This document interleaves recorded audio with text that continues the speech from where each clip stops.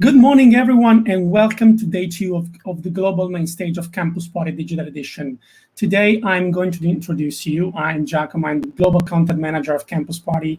Today, I'm going to introduce you the first panel of the day, that is between Alejandro Agag, the president of Formula E, and Lucas Di Grassi, that is a Brazilian racing driver that competes in the Formula E and that has won the competition in the season 2016-2017.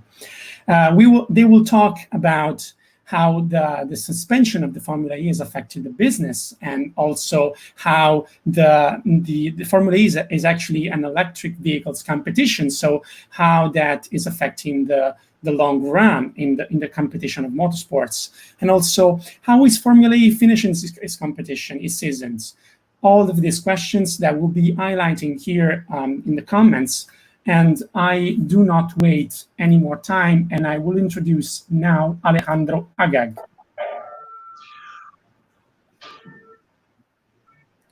Well, good morning. Good morning, everyone. It's great to be here with you guys at the NL Campus Party.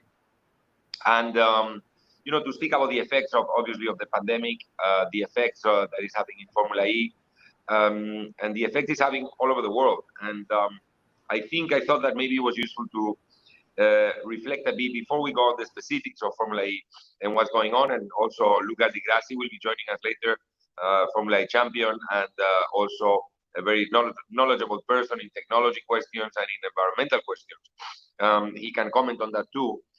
But I thought to really make a bit of a comment on what's the effect that we are seeing of the pandemic in global emissions. How is that affecting the level of global emissions, and what lessons can we learn from that that we can apply for the future? And hi, Lucas, I see you there in the screen. Yeah. Hello, Alejandro. Hi. How are you doing? You're in Brazil, right? No, I'm in Monaco. Oh, you're in Monaco. Oh, yeah, of course. Yeah, we were jogging there the other day. Yeah. So what I was saying is that, we have been hit by an unprecedented event. Nobody was waiting for this, kind of a black swan event that has affected basically the world economy, the world societies. And this shows us how an event of this kind can paralyze the world. But this pandemic, it's a kid's game compared to the effect that global warming, especially climate change, can have in the global economies. The problem of climate change is that it's practically irreversible in the medium short term. Once it happens, the pandemic is hopefully reversible, and we are seeing how some of our countries have already put the pandemic under control. Hopefully we will have a vaccine or a treatment soon, so that will mitigate the pandemic. So you're seeing an effect that is going to last 1 or 2 years. Climate change may last for centuries. And we have another element to take into account. We didn't know that a pandemic was coming. We do know that climate change is coming. And it's humanly induced. Basically, there is a scientifically proven greenhouse effect. That means that the more CO2 and other greenhouse gases we put into the atmosphere, the higher the temperature of the atmosphere goes. And that's what the humans are doing at the moment. So we're warming our planet up. There is a bit of a lesson here in terms of CO2 emissions. Even if you think of the huge stop that we have imposed into the global economy, the emissions have not been reduced that much. There are different figures from different institutions, but the consensus is that we've seen a reduction between 6 and 10% of CO2 emissions around the world. And this is with almost no planes flying, with cars not going on the streets, and so on and so forth. So even if we were to do what we are doing now all the time, we would not reduce significantly the emissions to the atmosphere. And we would continue to emit a lot of CO2 to the atmosphere. What this shows us is that technology is going to have to play a role here. We are going to have to develop carbon capturing technologies that take out, not only stop emitting, but take out CO2 and other greenhouse gases from the atmosphere and capture it and put it where it belongs, maybe under the surface of the planet. So I think that's kind of really the big lesson that the pandemic is showing, and I think there's a lot to do, and really this is a huge again alert sign that we need to listen to. I don't know, Lucas, what you think about this. Thanks, Alejandro. Of course, you are one of the greatest entrepreneurs of our time in terms of trying to change this mentality of bringing new technologies into play through Formula E, now through Extreme E. And it's just a little help. But I think if every industry would accelerate in the same way the adoption of renewable technologies, we could accomplish exactly what you said much sooner. If you look at the numbers, transportation in cars especially only accounts for 12% of the greenhouse emissions. So we need to be tackled in many different areas. So from food production, waste management, to transport in general, to energy production, there will be we have to have an holistic approach on top of capturing carbon, regardless if it's planting trees. There has been some calculations saying we need 1 trillion trees to combat or to slow down climate change. So we need to capture carbon, we need to change our technologies, but this will be very hard to achieve without innovation and without new technologies, because developed countries are the ones emitting most of the carbon, like US and China, but developing countries, they cannot afford so much of this technology. So it's very important that the technology goes hand in hand with costs. We've seen that many times, people will not just by their own perception and by their own, or to try to mitigate carbon by decreasing their quality of life. People try to replace, if there is a technology that could replace it in a nice way and cheaper and better and safer and so on, they would do it, but they will not do it for free will, especially people in developing countries. I'm from Brazil, so I know what I'm talking about. And so that's why it's important, for example, for electric cars, which is exactly the purpose of Formula E. Electric cars need to start mass production. So mass production, you can get a cheaper production cost, which makes it lower price. So people can afford. The operation cost of an electric car is much cheaper, and the circle starts to turn, and we start to go into that direction. So yes, there's a lot of work to be done, but we have to do it. There is no at the moment there is no B plan. There is no B planet. So we need to do it for us and for our children. I think Lucas is touching a point that is extremely important, which is the economic case of the fight against climate change. This cannot be done and will not happen if it has to be done at a huge sacrifice from the living standard of the people. The people will basically not accept it. And we've seen it. I'm currently in France, in Paris. We've seen it here in France. The government tried to put a tax, an eco tax, a tax on the diesel fuel. And, it was not a huge tax, but it was some tax. And it almost chain a revolution. People didn't want to accept it. People don't care about the effect on climate change because they don't see it as an immediate effect. They say that, okay, it's going to happen sometime in the future, but tomorrow I need to put the fuel on my car, so don't tax it. So we need to really figure out, and again, we go to the case of the technology, ways to innovate that make compatible, keep a certain level of living standards for the general population, make it that compatible with the fight against climate change. I think that's the only way that it's going to happen.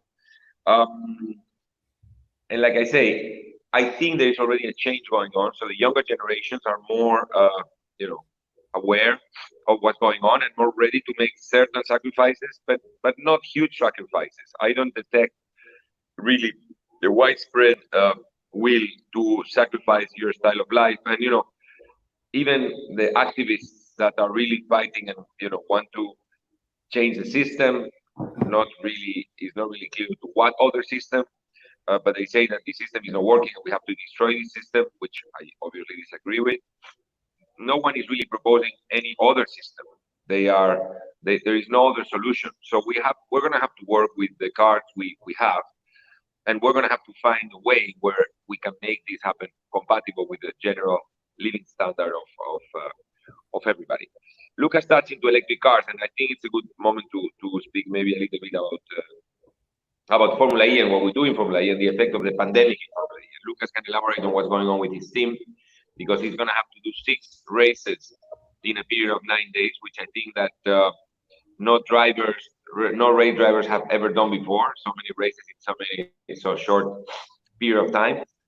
But just to give you the picture, when COVID hit, when the crisis started to have an effect of lockdown all over the world, Formula E have had already 5 of its races of the season. So we were already almost halfway through the championship. We then had to cancel all the other events, and we have compressed everything, the rest of the season, in 6 races on the same city, in Berlin. So we will be traveling to Berlin at the beginning of August to race there, and it's going to be very challenging because the drivers will have to do a race on Thursday, or I think it's on Wednesday, Thursday, Saturday, Sunday, Wednesday, Thursday. So 6 races in 9 days. So I would like to know Lucas' opinion on how he sees that challenge, and how can things play out on a championship that is so different. That's true. It's going to be a huge challenge. So for us, we are, like you said, halfway through the championship, so everything is open. The difference between, I guess, even if you haven't scored a single point in Formula E at the moment, theoretically, you still can win the championship in Berlin if you win the 6 races. And to be honest, in Formula E, anything can happen.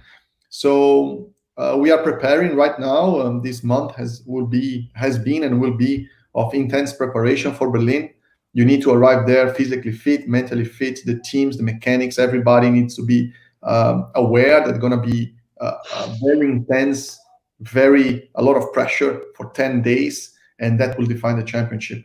And to be honest, it's not the ideal solution because, of course, we want to race in Rome, we want to race everywhere that we used to race. But given the COVID situation, I think is the optimum solution for now.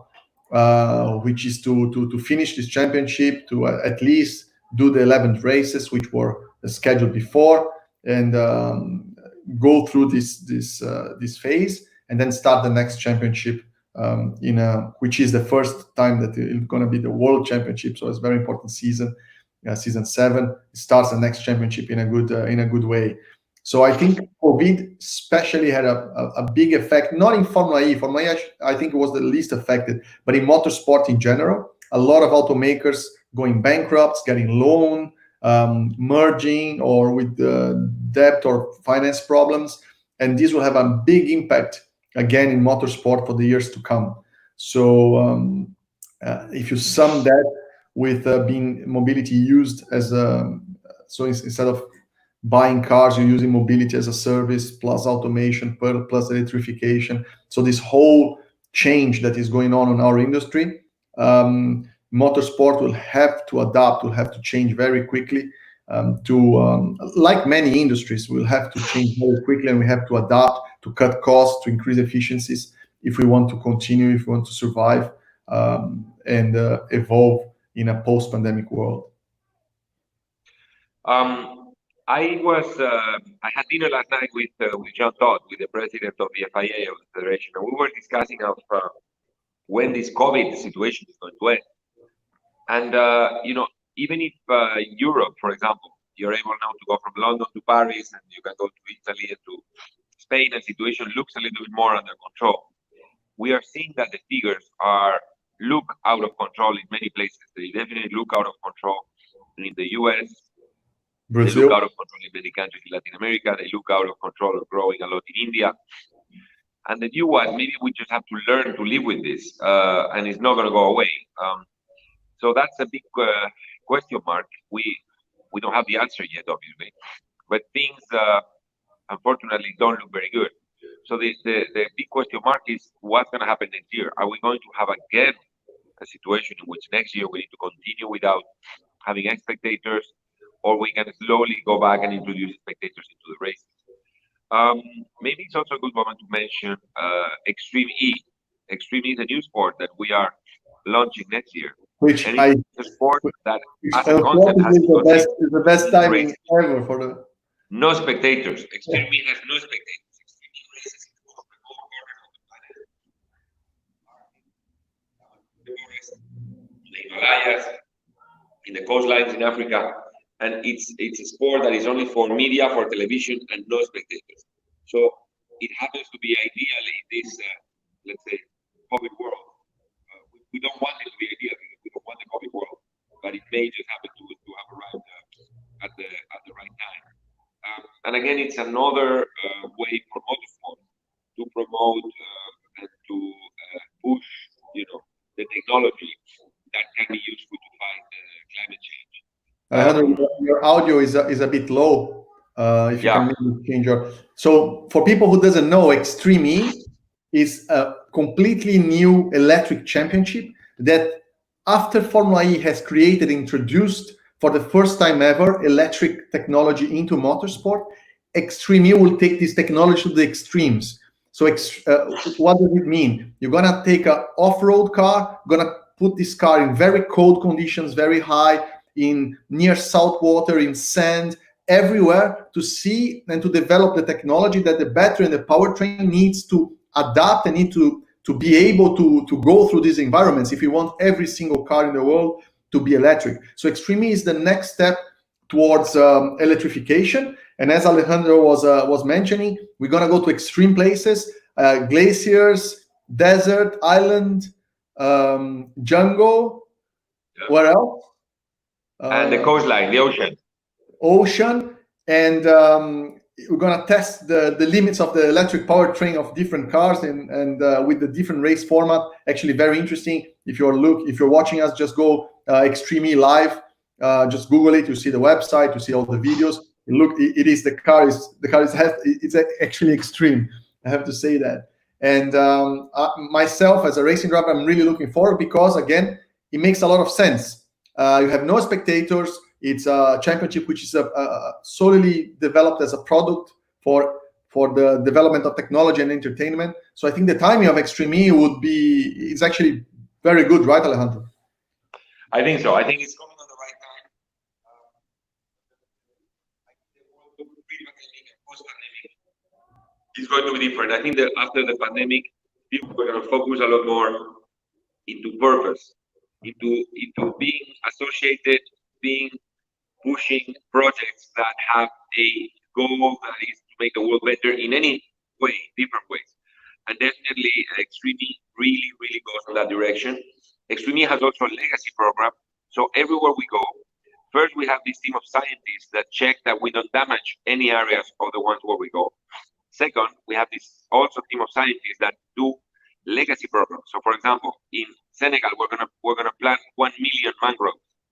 In the Amazon, we're going to reforest hundreds of hectares of rainforest, and so on and so forth. We have all these projects. For example, we're going to clean up all these areas of the coast of Africa that are full of plastic in the beach, and so on and so forth. And I think that in the future, people will want to be more and more focusing on projects that make some kind of sense, have some kind of purpose, and that is the reason why I think Extreme E is coming really at the right time. But we are in a very changing world, so we will see what the future brings. But we are really, even in the current situation, you have to be optimistic. We're really looking forward to next year and to start a new project, even in the COVID time.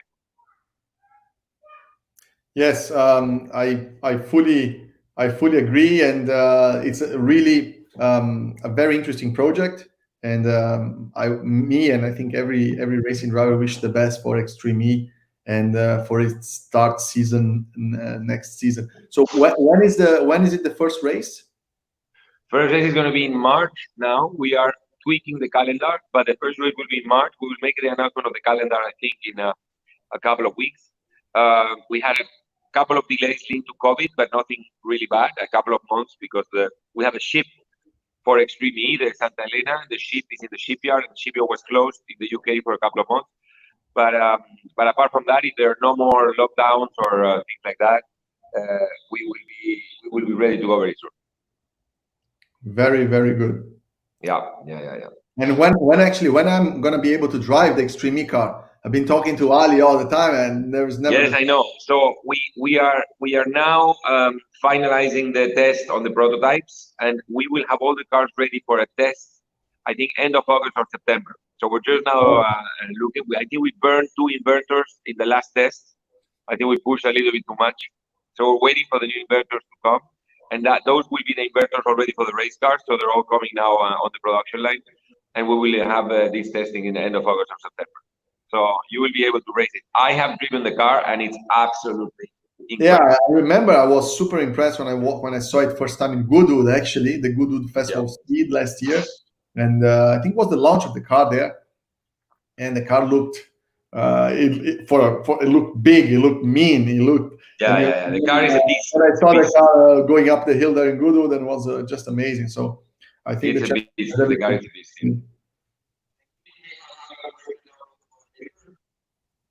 Sorry, Alejandro, we cannot hear you. You cannot hear me? No, now yet. No, the audio is going up and down. Oh, really? Yeah. Sorry about that. I'm getting closer to the screen. Can you hear me or no? Yeah. Oh, now you can. No, I was wondering because I got a message that we may have a question now from the moderator. Yes. Hello.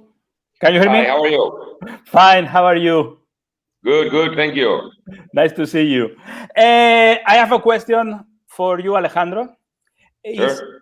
What is your best idea to reboot the planet? If you can set one thing to all humankind, hey guys, do this together to help the planet, what can be? It's difficult. I know, but I wish I had one single idea to tell the world to reboot the planet. But I have one. Tell me yours. Change to electric cars now. Yes, that's for sure.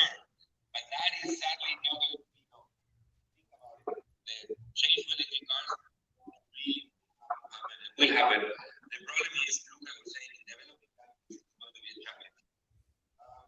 But I think the big idea is that we have to change the way we're doing things, but still we need to find ways to do it.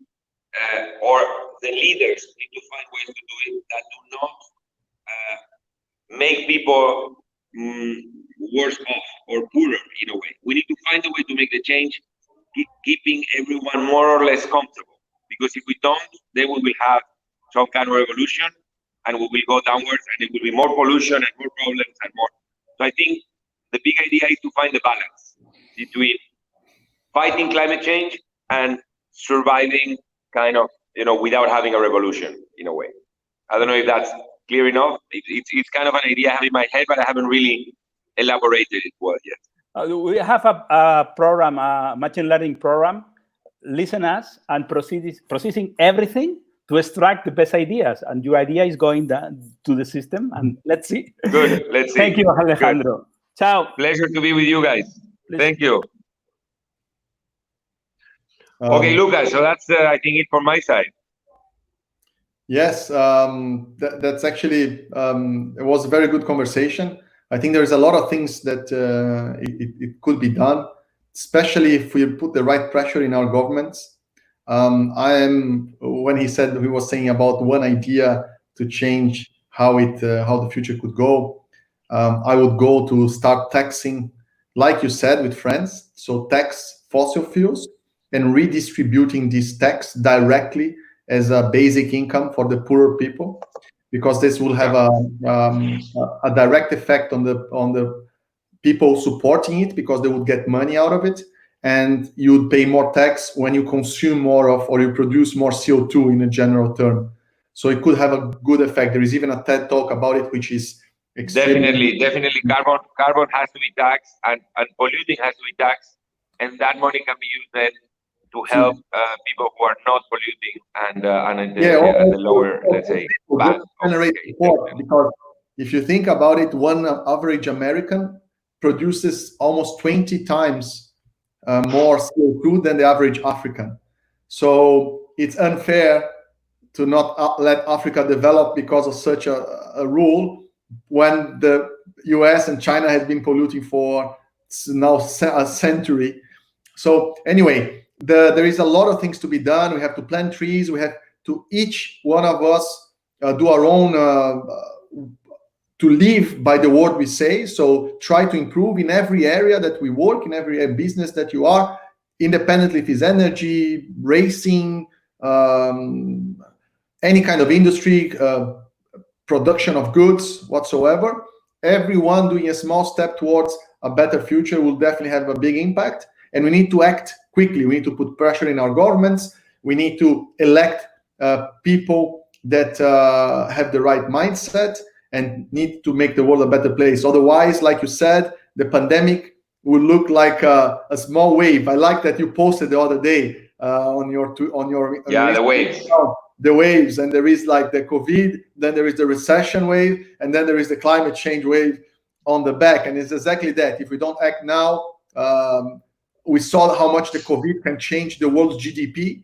Climate change could have a devastating impact on our well-being as humans in the planet in the longer term. And that's something that we don't want to do it for our sons and grandsons. Yeah, children. Absolutely. Anyway, so like the screen says, reboot the world. Yeah, let's do it. Good. Good to see you, Lucas. Good to see you guys. Take care. Speak soon. Thank you, Campus Party.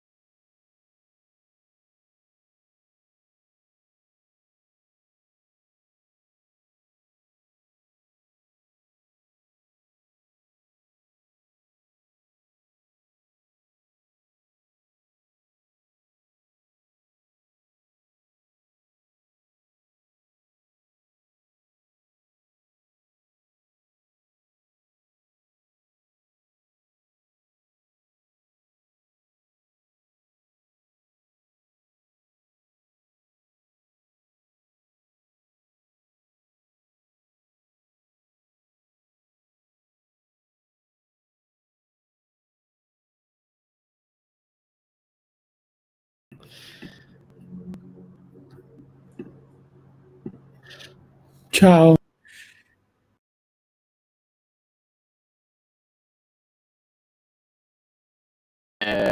Ecco, ok. Sappiate, risulta che io sono in live, però no.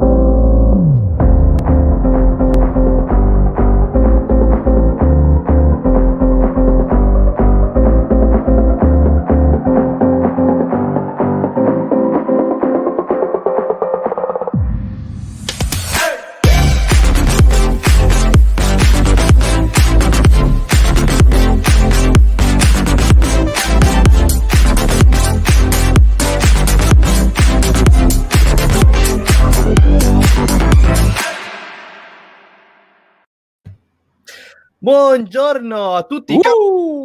Ascolto, sono Davide. Oggi ho il piacere di parlare con due esploratori dello scibile umano. Io sarò quello che ovviamente non ne sa niente e quindi lascio subito la parola per salutarvi a Barbascura X e Adrian Fartate, rispettivamente un pirata e un esploratore spaziale in incognito, ma neanche troppo. Ciao a tutti ragazzi, grazie mille di averci invitati, è un piacere. Piacere mio di essere qui, grazie dell'invito. Vabbè, anche perché poi Adrian è di casa a Campus Party, cioè nel senso, cioè, ormai insomma tu hai le chiavi, apri i palchi, fai le cose. Allora, siccome abbiamo un'ora che sembra tanto, ma non è, io direi di partire subito dagli argomenti caldi, ovvero voi che cacchio fate nella vita? Nel senso, avete un dono che è anche una grande opportunità ed è anche un'occasione per le persone, no? Di capire un po' di quello che li circonda. Allora, io ho fatto questa riflessione che ovviamente voi potrete smontare come volete. Siamo in un'epoca in cui, soprattutto nel campo dei video, vale il discorso riduzionismo uguale, non dico tanto superficialità, però noi parliamo per slogan spesso. Mentre voi comunque avete fatto della divulgazione scientifica che normalmente viene vista come qualcosa di totalmente opposto al discorso degli slogan, un modo per non solo intrattenere, che poi intrattenere è sempre una parola ombrello che insomma vale tutto e vale niente, però siete riusciti a trasformare la divulgazione scientifica in qualcosa di appassionante grazie a un'operazione di linguaggio e immaginazione, no? Voi mettete insieme da un lato un linguaggio come quello che sto avendo io in questo momento, super tranquillo, super normale, e approfondite però sfruttando elementi dell'immaginazione presi dalla cultura pop, dall'intrattenimento, e poi ci aggiungete sotto uno strato di conoscenza scientifica perché è quello che sapete meglio. Insomma, parlatemi un po' di questa roba, che non so chi vuole iniziare su questo, poi magari ho detto solo cavolate, quindi potete smontarle. Chi vuole iniziare? Chi se la sente più calda? Io lascerei un secondo la parola ad Adrian, perché io sto trasmettendo in live su Twitch, però abbiamo dei problemi tecnici per cui non si sente il vostro audio, quindi mentre Adrian intanto risponde, io casomai cerco di... Quindi stai boicottando Adrian, quindi questo è chiaro, un modo per boicottare Adrian.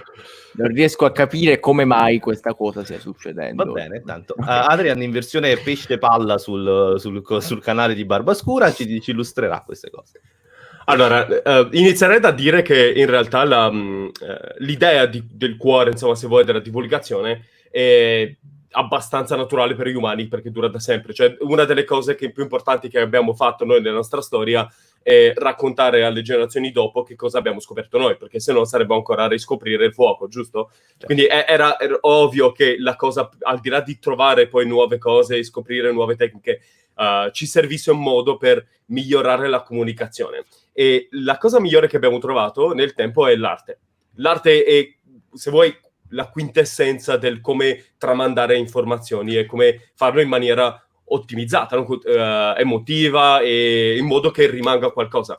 Ti faccio un esempio: i polinesiani, va bene, hanno colonizzato e si sono espansi attraverso buona parte dell'intero Oceano Pacifico, e recentemente abbiamo scoperto tracce che sono arrivate persino nel Sud America, in Centro America, con tracce genetiche di contatti con la Colombia, per cui hanno davvero fatto un livello, cioè hanno avuto un livello di esplorazione incredibile, e l'hanno fatto senza scrittura. Ora, le tecniche per navigare attraverso il Pacifico sono incredibilmente complesse. Se guardi le mappe che usano, sono dei quadrati con rametti intrecciati tra di loro, e non sembrano affatto una mappa. Ma loro si mettono a pancia in giù sulla barca e sentono le onde, e più che altro il mare come si alza e si abbassa in alcuni punti, e le correnti, e hanno mappato quelle. Per cui hanno delle mappe concettuali estremamente complesse che gli permettono di navigare attraverso il Pacifico come noi facciamo attraverso l'oceano, nello spazio, insomma, ora con le stelle. La cosa importante qual è? Che la cosa che gli ha permesso di fare tutto questo è riuscire a trasmettere alle generazioni dopo quello che avevano saputo senza dover scrivere, ma semplicemente con racconti. Quindi la specie umana si è evoluta nel tempo, si è ottimizzata. Abbiamo da circa, se vuoi, 3.000, dipende quando vuoi iniziare, ma comunque circa 5.000 anni scrittura, ma per buona parte della nostra storia non ce l'avevamo. È un caso eccezionale, è recente la scrittura, per cui quello che secondo me sfruttiamo molti di noi divulgatori ora non è qualcosa che è nuovo nella specie, cioè noi rimettiamo il dito tipo su corde che risuonano dalla preistoria ad oggi negli esseri umani, che sono quelle più di quello oggi viene chiamato storytelling, ma comunque costruzione di un racconto intorno a quelle informazioni che dai. Un conto è dirti come funziona il legame covalente, un altro è costruirci un racconto intorno in cui tu hai un contesto in cui inquadrarlo e te lo ricordi e fa parte di qualcosa di più grande. Quindi immagina te di essere un navigatore del Polinesia, no? E c'hai un figlio che, vabbè, non è, diciamo, la cima dell'intelligenza di tutti quanti, però è tuo figlio, è l'unica speranza che hai. È successo. Se tu non gli riesci a far capire Potremmo come essere navigare con le stelle, fine, addio, tutto è finito, perché lui o lei deve essere la speranza per mandare avanti le navi e portarti verso altre isole. Come fai a fargli memorizzare tutte le stelle? Se tu gli dici quella stella quando è in quella posizione devi ricordarti di manovrare in questa direzione, quella stella si muove di tot gradi, sì, non se lo ricorderà mai. Però se tu gli dici lo vedi quelle stelle, in realtà sono un cacciatore gigantesco, lo vedi, quello è un polpo enorme che gli voleva strappare le gambe, e poi hanno formato un gruppo e hanno chiamato Hulk, eccetera. Inventi una storia dietro, allora sì che se lo ricorda. Se tu gli inventi una storia con cui può memorizzarlo, non si tratta di, come dire, facilitare perché sono tutti stupidi, si tratta di velocizzare il modo mnemonico di ricordare vaste quantità di informazioni con un modo che è ottimizzato per il modo in cui funziona il nostro cervello. Se vi ricordate cose di quando studiate a scuola, se ci fate caso, spesso sono spiegazioni che avete ricevuto da un professore che era più divertente, oppure quando raccontavate le cose quando spiegavate voi le cose ai vostri compagni, oppure vi ricordate memoricamente l'immagine del libro dove avete sottolineato. Certo. Per cui Sono secondo me andati quello che avanti facciamo 15 noi... anni con questa cosa di ricordarti le immagini del libro, è chiaro. Cioè, non ho mai... Io facevo gli schemini per ricordarmi l'immagine dello schemino, mica per altro. Cioè, è chiaro, Divulgazione alla fine per me almeno è quello. È quello che facevano i bardi nel Medioevo quando andavano di paese in paese cercando di raccontare le gesta di guerre, eventi vari, però con un racconto intorno. Quindi tutto qui. Solo che noi lo facciamo in maniera digitale, ottimizzato per ora, però fondamentalmente al cuore, secondo me... Quindi anche tu, Barbascura, Barbascura, ti senti una Edo contemporaneo? Cioè, guarda un Assolutamente, po', spero di non essere un Aedo cieco, perché ricordiamolo, gli Aedi generalmente certo. erano ciechi perché dovevano vedere ed essere infusi del sapere divino, dalla divinità. Ecco, noi tutt'altro... Io inseguo una divinità malvagia che vuole screditare la natura e tutte le persone che ci seguono. Comunque, riprendendo una cosa che ha detto prima Adrian, è bellissimo perché, come diceva Bernardo de Chartres, noi siamo dei nani sulle spalle di giganti, no? Quindi in effetti tutte le nostre conoscenze non sono nostre, sono un piccolo tassello alla volta che si è fatto, che si è costruito, che si è messo in fila un po' alla volta nel corso della storia, il che a me affascina da morire, perché effettivamente uno a un certo punto si chiede, ma cosa ha spinto l'essere umano a fare una cosa del genere? Cioè, forse siamo l'unica specie che ha investito del tempo nella propria vita per regalare qualcosa a qualcuno che non conoscerà mai e che, per quanto ne sappiamo, non esisterà mai, perché il nostro mondo, la nostra esistenza, tutto ciò che è vivo fin quando noi siamo vivi. Noi stiamo regalando qualcosa a qualcuno che non esiste. Ed è meraviglioso perché tutta la scienza, tutto lo scibile umano si basa su queste conoscenze, che secondo me è una grande figata. Sì, io ho detto giganti, in chat qualcuno mi fa notare che è sempre bello. Sì, comunque siamo assolutamente dei bardi alla fine. Ovviamente il nostro dipende dall'obiettivo che vogliamo ottenere, però il nostro obiettivo, penso che valga anche per Adrian, è quello di intrattenere raccontando una storia, e se magari tu te ne riesci ad andare, ti riesci a portare a casa qualcosa che hai imparato, che senti di aver apprezzato, che ti ha in qualche modo anche incuriosito, spingendoti ad appassionarti a un determinato argomento che fino a quel momento magari avevi ignorato, avevi toccato con superficialità o non conoscevi bene, ecco, magari questo è un ottimo modo per affascinare. Io la prendo molto in questo modo, come se fossero dei fuochi d'artificio. Ovviamente non ti sto spiegando nel dettaglio come sono fatti, però ti voglio affascinare dell'esistenza di questi fuochi d'artificio, così che poi tu casomai te li faccia in casa. Ecco, a tutti quelli in ascolto, non fatevi i fuochi d'artificio in casa. Perché non so. E soprattutto non dite che ve l'ha insegnato Barbascura. Io non lo insegno, quindi sto tranquillo, voi non avete saputo niente da me, non sapete niente. Soprattutto, quindi c'è questa immagine, insomma, di questi fantastici messaggi nella bottiglia lanciati a persone che li apriranno, insomma, quando? Un giorno, forse. Certo. È divertente, no? Anche non perché c'è niente che noi sappiamo oggi che non sia una conoscenza che ci deriva anche semplicemente da pochi anni precedenti, per farti capire, ma comunque stiamo impilando fogli su fogli fino a costruire un'enorme torre di Babele, però sono piccoli fogli che mettiamo nel corso della storia. Questo e ricorderei che periodicamente quella torre si rimpicciolisce, dimentichiamo un sacco di cose. Sì, vabbè. Prima era più il bello dell'internet è questo, perché da quando sono nati anche semplicemente gli articoli digitali, la diffusione è aumentata, la scienza sta facendo passi da giganti grazie a questo. In passato, se tu volevi consultare l'articolo pubblicato da qualcun altro, volevi consultare anche semplicemente una biblioteca, buona fortuna. Cioè, pochi avevano a disposizione di avere una biblioteca, di avere un libro, il libro giusto, di avere la conoscenza di quell'altro personaggio. Oggi è estremamente più semplice, motivo per cui stiamo facendo passi da giganti in tutti i settori. Oggi se io pubblico un articolo, tutto il mondo automaticamente nel momento in cui viene pubblicato lo potrebbe leggere, quindi chi sta cercando quell'argomento finirà per leggersi il mio articolo, finirà per confutarlo o per adattarlo al proprio lavoro, e ovviamente tutto va molto più velocemente, è pazzesco.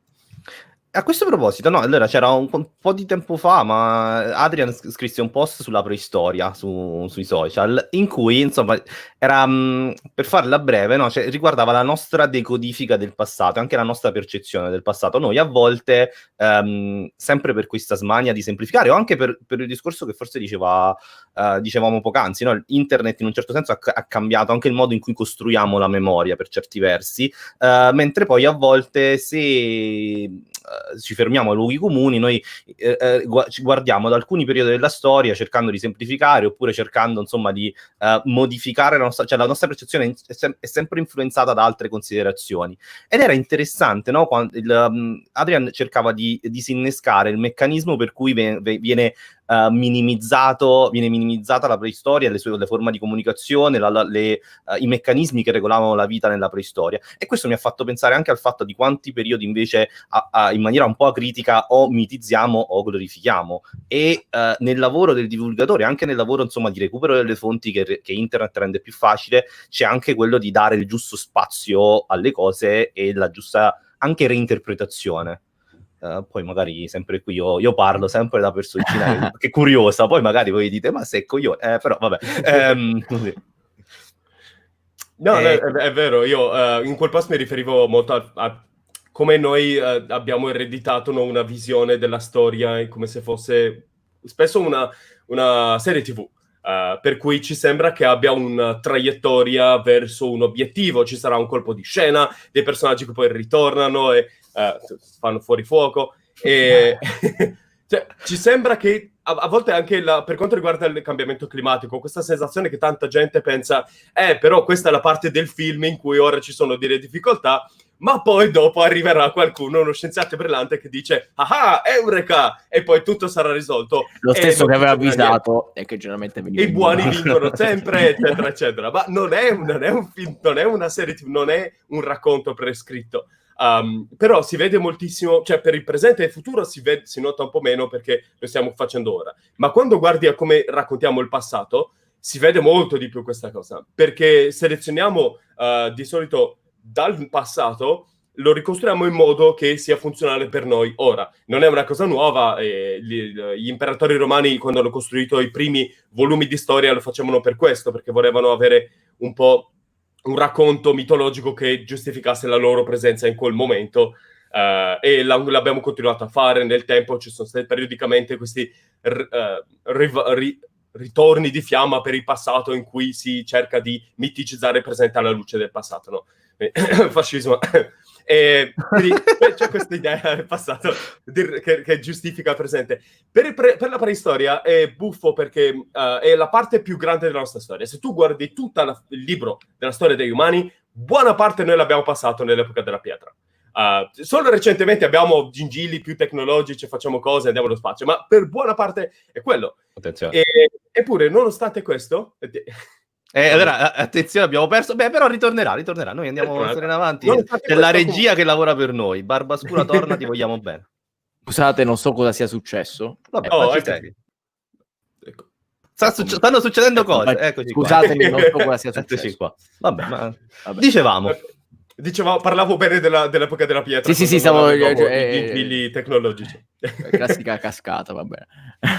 Per farla breve, fondamentalmente noi abbiamo un'idea della preistoria che funziona da noi perché ci serve pensarci molto più avanti, però fondamentalmente per quello che sappiamo non erano più avanti o più indietro, perché non c'è una scala, non c'è una traiettoria, cercavano di sopravvivere con le migliori tecnologie che avevano a disposizione. Noi riusciamo a fare cose più fighe, come diceva giustamente Barbascura, perché fondamentalmente abbiamo molta più conoscenza alle spalle, cioè fondamentalmente abbiamo scoperte su cui ci basiamo, ma se tu prendi un gruppo di random di persone della California che lavorano in Silicon Valley e li sposti su un'isola senza niente intorno, vedi quanto velocemente si torna alle tecnologie all'epoca della pietra. Non è che non è parte di noi il fatto di creare microchip.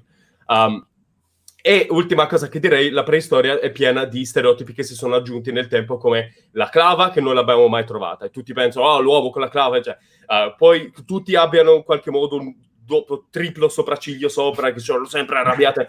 No, erano anatomicamente come noi, che in qualche modo portavano pelli leopardate appiccicate solo su un lato e basta, con un capezzolo di fuori. Non abbiamo nessuna traccia di capezzoli singoli fuori, o che fosse una moda. Però la cosa che a me sorprende di più è quando diciamo epoca della pietra e pensiamo ai sassi che abbiamo in giardino. Ora, perché questo è un problema dei storici, quando hanno creato il termine epoca della pietra, quello che intendevano gli storici erano minerali, solo che è rimasto epoca della pietra, ma l'ossidiana è uno dei materiali più difficili con cui abbiamo lavorato. Provate voi a creare un utensile con l'ossidiana, vedete quanto è facile. È molto complesso, e in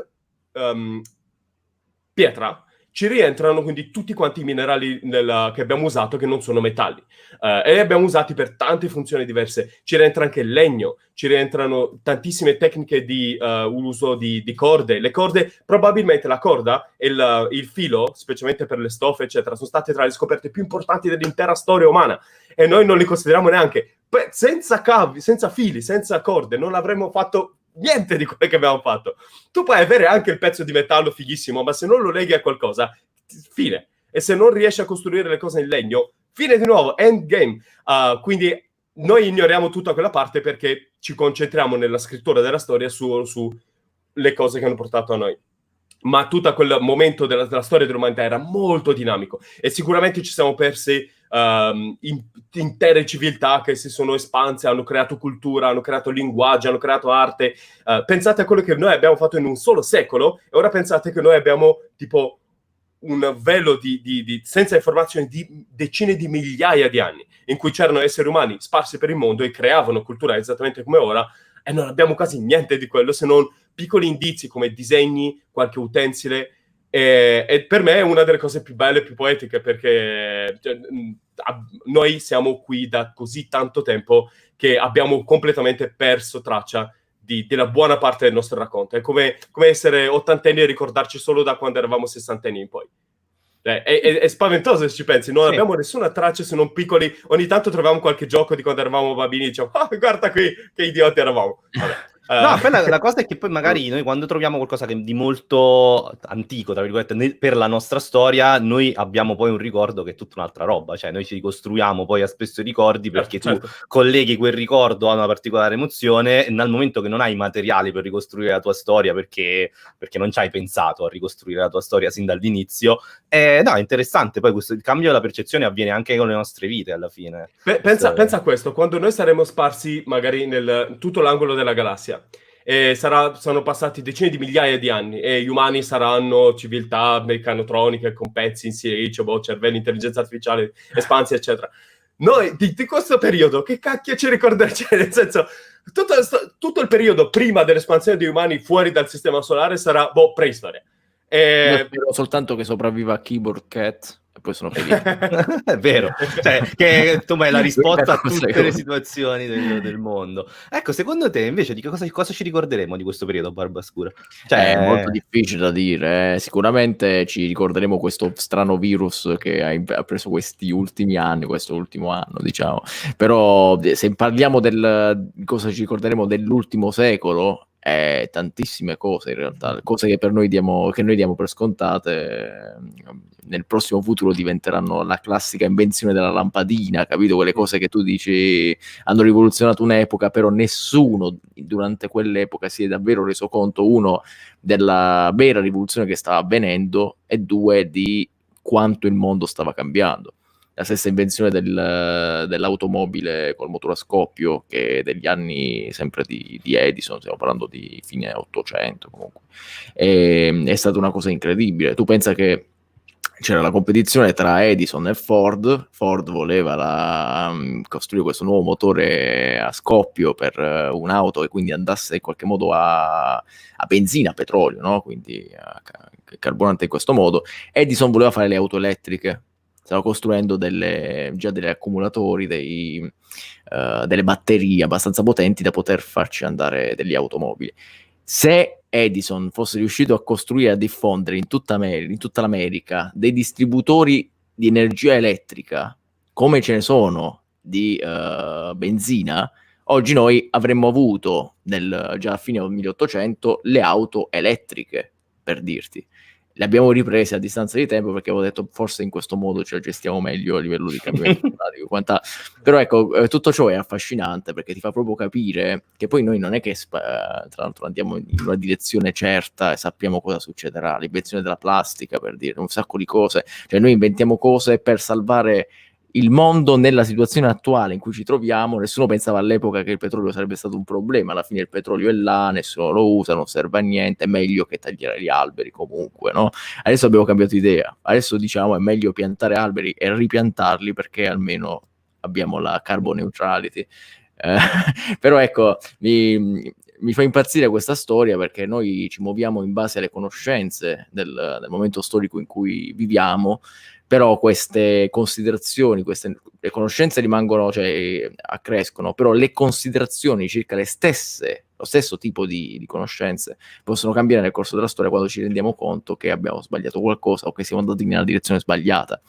Il che fa ridere perché ne stiamo parlando a Reboot the World, quindi è proprio perfetto, no? Sì, assolutamente. No, ma proprio questa cosa, no, del reboot world, alla fine c'è sempre questa, secondo me è proprio una roba buffa che ci dice molto di quanto siamo contraddittori e quanto poi l'essere umano in un certo senso improvvisa sulla base di conoscenze consolidate. Cioè questa roba del passato contro il futuro, che è una discussione periodica che si ha, no? Da un lato si stava meglio quando si stava peggio, e dall'altro invece magari c'hai il discorso cioè che è un po' anche apocalittici e integrati, se vogliamo, no? Da un lato c'è invece quelli che no, in realtà domani la svoltiamo, domani arriva quel famoso scienziato che ci rivela il segreto del mondo e rimettiamo tutto a posto, no? E secondo me come si può detronizzare questa roba che non serve proprio a nessuno, questo discorso di schieramenti passato versus futuro e questa roba del si stava meglio di quando si stava peggio oppure il contrario?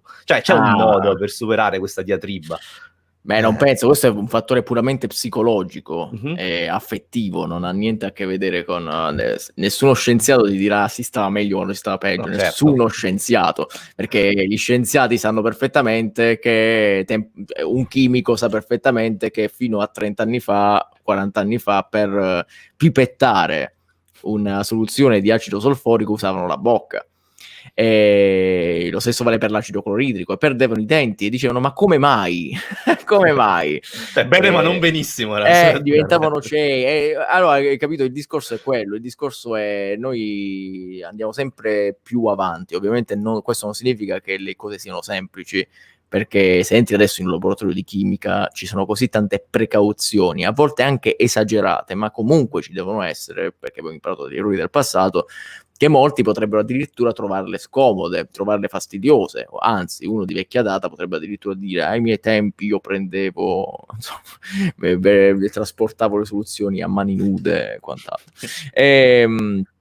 Però è normale che sia così, ma se tu parli soprattutto ora ti parlo di scienziati, con uno scienziato che o ha passato le epoche passate oppure le ha semplicemente studiate, nessuno ti dirà mai prima era meglio, perché tutta la nuova tecnologia che abbiamo oggi è mille volte meglio di qualsiasi cosa.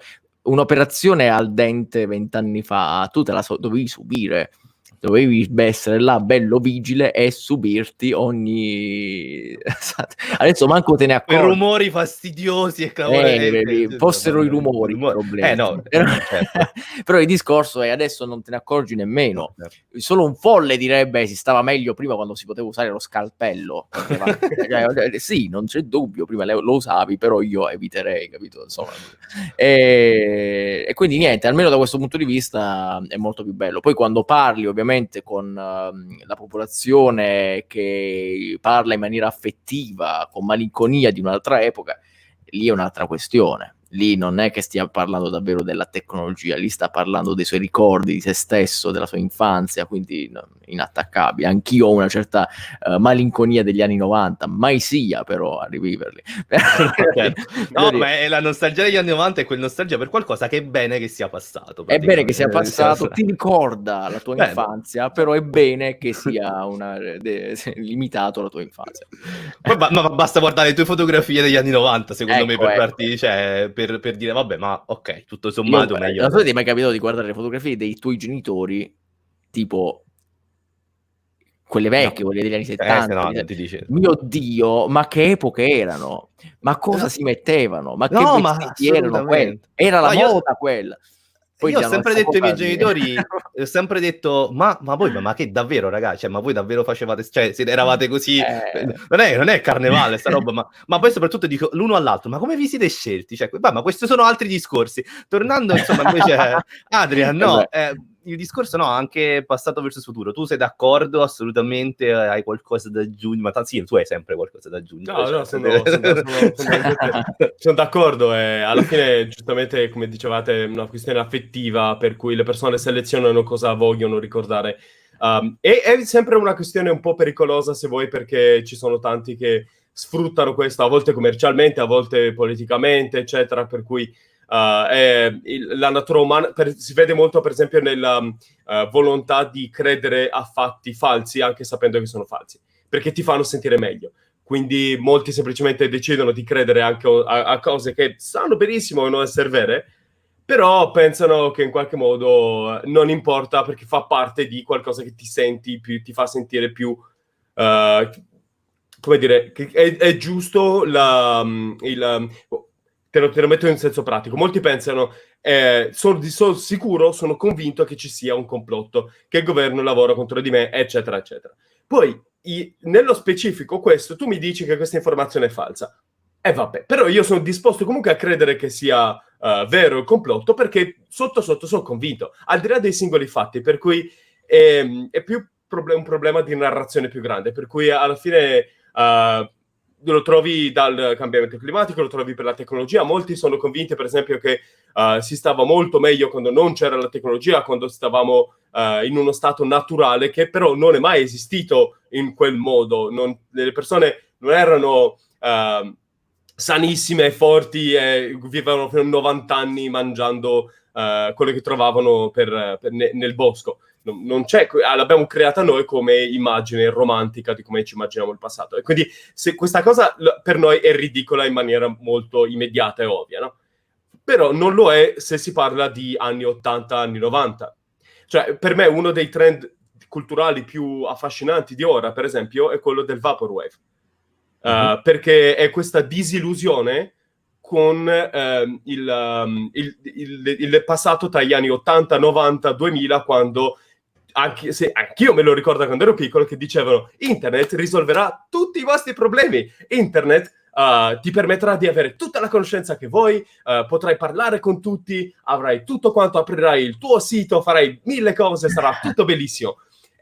No, non è stato così. Come negli anni 80, quando tutti pensavano che il boom capitalista sarebbe durato per sempre, sarebbe tutto andato benissimo. Poi abbiamo la generazione degli anni 90 che era super cinica e scazzata col mondo, la Gen X, che diceva tutto quello che ci avete detto non è successo niente, siamo finiti, non so perché continuano ad essere fuori fuoco, nella miseria. E quindi per me è affascinante vedere ora di nuovo questa con la Gen Z, sulla disillusione di quelli che sono stati gli anni 2000, però appunto siamo umanamente, ricadiamo sempre nella promessa di il futuro andrà super bene, e ora lo rivedo, perché si dice che con le nuove tecnologie, la robotica, l'intelligenza artificiale, andrà tutto alla grande, non ci saranno problemi, e vedrai gli anni 20, anni 30, quando mai gli anni 20 sono stati una delusione. Abbiamo iniziato col botto, tra l'altro, cioè, giusto ci siamo messi insomma in carreggiata alla grande, insomma. Quindi secondo me, se peschiamo dal passato, bisogna sempre stare attenti ai racconti che ci creiamo e non soltanto alle intenzioni che ci mettiamo dentro. Però è anche vero che da un certo punto di vista il fatto che ogni decennio ci diciamo andrà tutto bene in varie forme, no? In maniera più proprio letterale, o comunque con un discorso di speranza, è anche vero, perché c'è sempre anche questa tensione verso cioè, noi ambiamo naturalmente verso vogliamo una situazione migliore, vogliamo anche, perciò dico, quindi e in questo tu adesso hai fatto riferimento, no, alle notizie false, al discorso a un certo punto delle profezie autoavveranti per certe versi, tutta questa la parte oscura, no, della comunicazione che di fatto invade anche la scienza. Voi comunque svolgete un lavoro di semplificazione semantica per abilitare l'accesso, no, a contenuti che hanno uno spessore più ampio. È una rampa di lancio verso magari l'approfondimento ulteriore, verso il capire come funzionano davvero le cose. E in questo voi vi scontrate quotidianamente con quello che sempre per riduzione chiamiamo fake news, ma in realtà secondo me è proprio un asset del cervello, no? Il discorso che soprattutto con internet, no? Fra i mostri che ha creato internet, è la corsa, no? alla visibilità in ogni modo e maniera, no? E quindi c'è anche attraverso la superficialità e il dire cavolate, per non dire altro. Poi io credo che voi riusciate, no, a cercare, insomma, voi avete costruito una comunicazione basata sulla fiducia con la vostra community, con le persone che comunque vi seguono e riconoscono il vostro lavoro.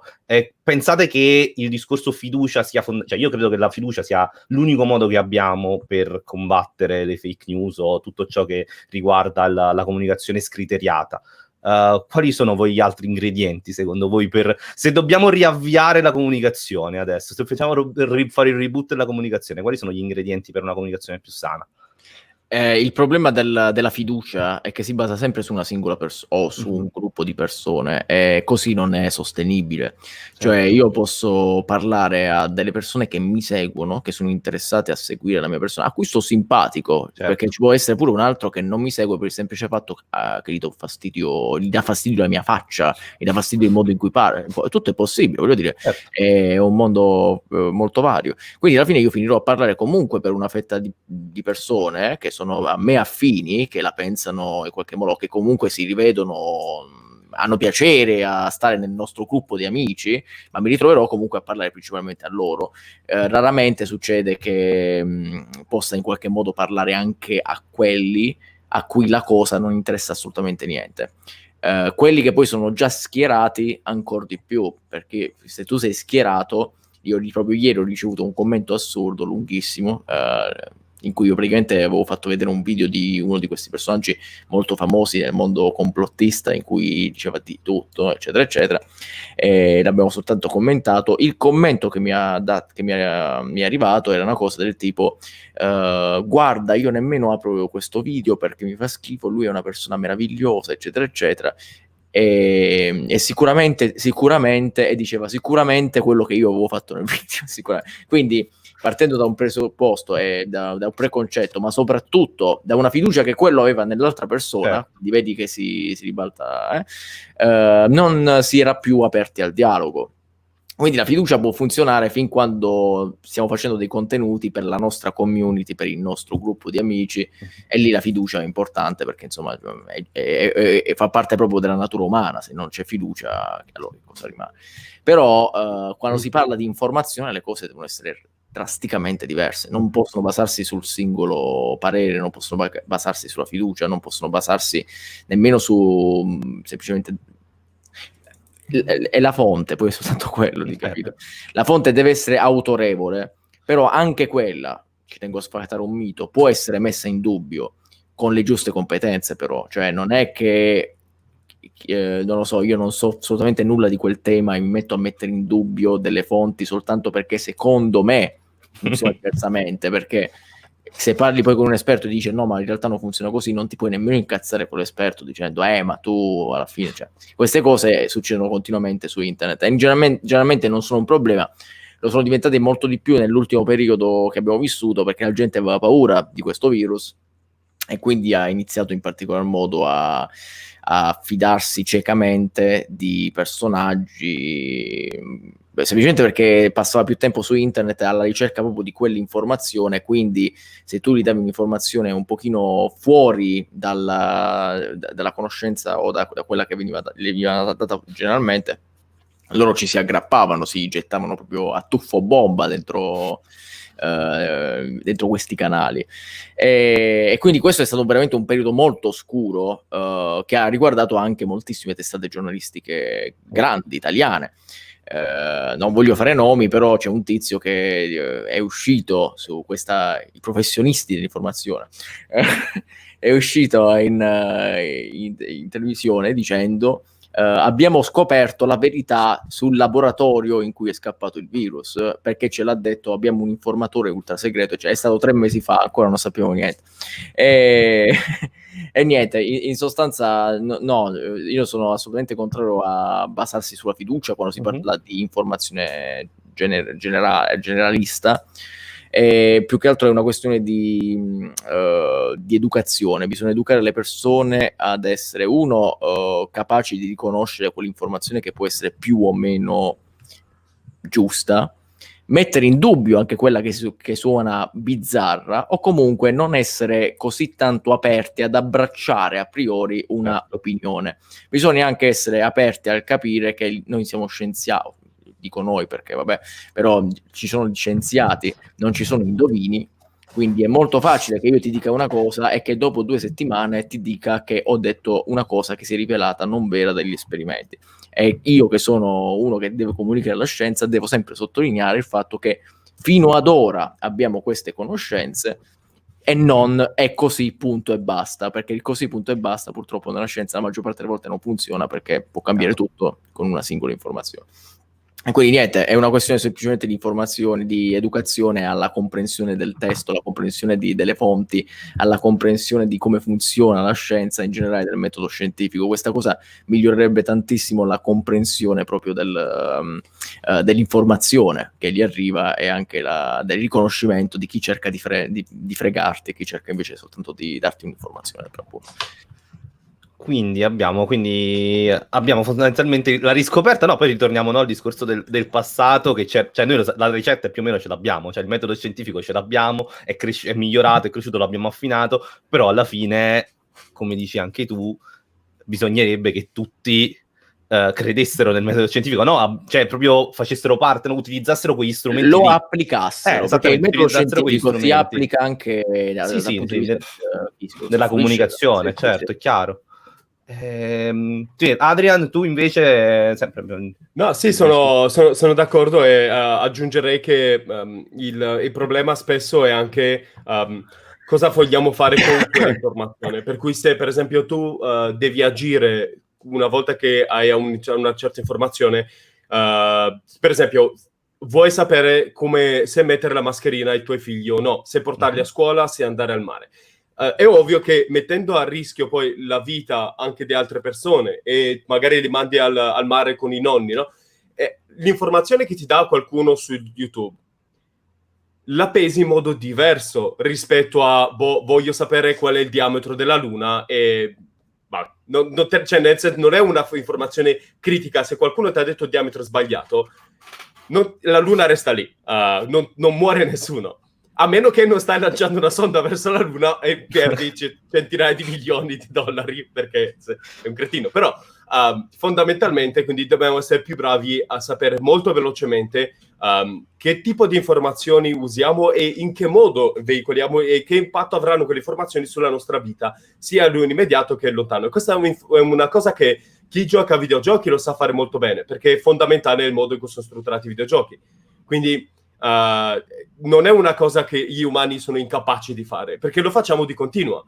Quando sei a giocare, immediatamente sai qual è la strada, il vicolo che ti conviene prendere, che ti può dare qualcosa in più, che ti serve per la storia, armi, munizioni, oppure fonti di, cioè, non so, vita in più o altro. Oppure che se non ti conviene vai avanti. Nella vita reale questo non ci viene istintivo di continuo, e dovremmo applicare lo stesso principio però alla scienza. Vedi un video e pensi, questa informazione in che modo mi serve, quanto la applicherò, e qual è il rischio. Più l'informazione ha un rischio alto di danneggiarti, più dovresti verificarla. Non tanto perché non ti fidi solo di quella persona, ma perché appunto più la verifichi, più diminuisce il rischio, anche perché per quanto possa essere giusta l'informazione, spesso nei video divulgativi, e questo lo dico per me, e poi dopo vale per la natura stessa dei video divulgativi in generale, sono soltanto una selezione di alcuni fatti, ma non rendono l'idea della vera complessità che c'è dietro spesso. Per quanto io per primo ci provo in tutti i modi a rendere l'idea di quanto in realtà le cose sono più complesse, dirlo non basta. Cioè, sono genuinamente più complesse. Chiaro. Cosa succede? Che se tu hai una comprensione della complessità dietro, sai valutare meglio anche come muoverti nel rischio. Sembra cose pallosissime, sembra che tu appena hai un'informazione nuova devi perderci metà giornata, però di nuovo, dicevo, le informazioni, viviamo in un mondo in cui hanno un impatto notevole sulla nostra vita. È l'era dell'informazione questa, è la singola cosa che può cambiare di più il nostro futuro, il modo in cui gestiamo le informazioni. Quindi anche dedicare un piccolo pezzo del tempo per valutare durante una settimana quali sono le informazioni che ho acquisito che sono critiche per me, per quelli che sono intorno a me, per le mie decisioni, e vedere quanto sono più complesse dietro può fare un sacco di differenza. No, tra l'altro cioè questa cosa che il discorso della complessità è importante, perché noi viviamo un po' nell'epoca in cui la complessità sembra sempre qualcosa da cui fuggire, mentre in realtà va abbracciata, no? In un certo senso va abbracciata e va normalizzata la complessità, arricchendola di informazioni che come dici tu, abbassano il rischio e ti rendono la situazione più chiara. Però la complessità non è il male da combattere, anzi è quello che ci dà la sfida per andare avanti, no? In un certo senso. Anche perché la prossima volta che qualcuno ti dà una soluzione semplice, tu sai quanto è complicato il problema, ti viene subito a mente, perché pensi, vabbè, ma io se lo so persino io quanto è complicato il problema, e tu mi dici, ma no, basta fare così, ci pensi, votami, sistemo tutto, giuro. Basta prendere soldi da là e soldi da là, li spostiamo, facciamo cosa, abbiamo risolto il problema, dai. Se tu non sai quanto è complicato, quanto è complesso il mondo dietro, tendi a credere al primo che passa e dice risolvo tutto io. Se lo sai, inizia a fargli domande. E se gli fai le domande, pensate a questo, quanto oggi, sapendo come è andata la pandemia, se fossimo indietro nel tempo, se fossimo prima delle elezioni, che domande potremmo fare alle persone che mettiamo al posto di potere riguardo a come gestirebbero una pandemia?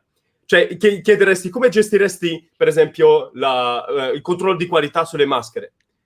Come sarebbe gestito il rientro a scuola durante una pandemia? E la gente direbbe, ma che ne so io, poi lo vedremo, non lo so, ma sì, è semplice, mettiamo maschera. Viviamo nel 2020 e quando mai ci sarà una pandemia nel 2020? Ma ora lo sai quanto è complicato. Se avessi fatto le stesse domande prima, ti saresti accontentato di una risposta semplice.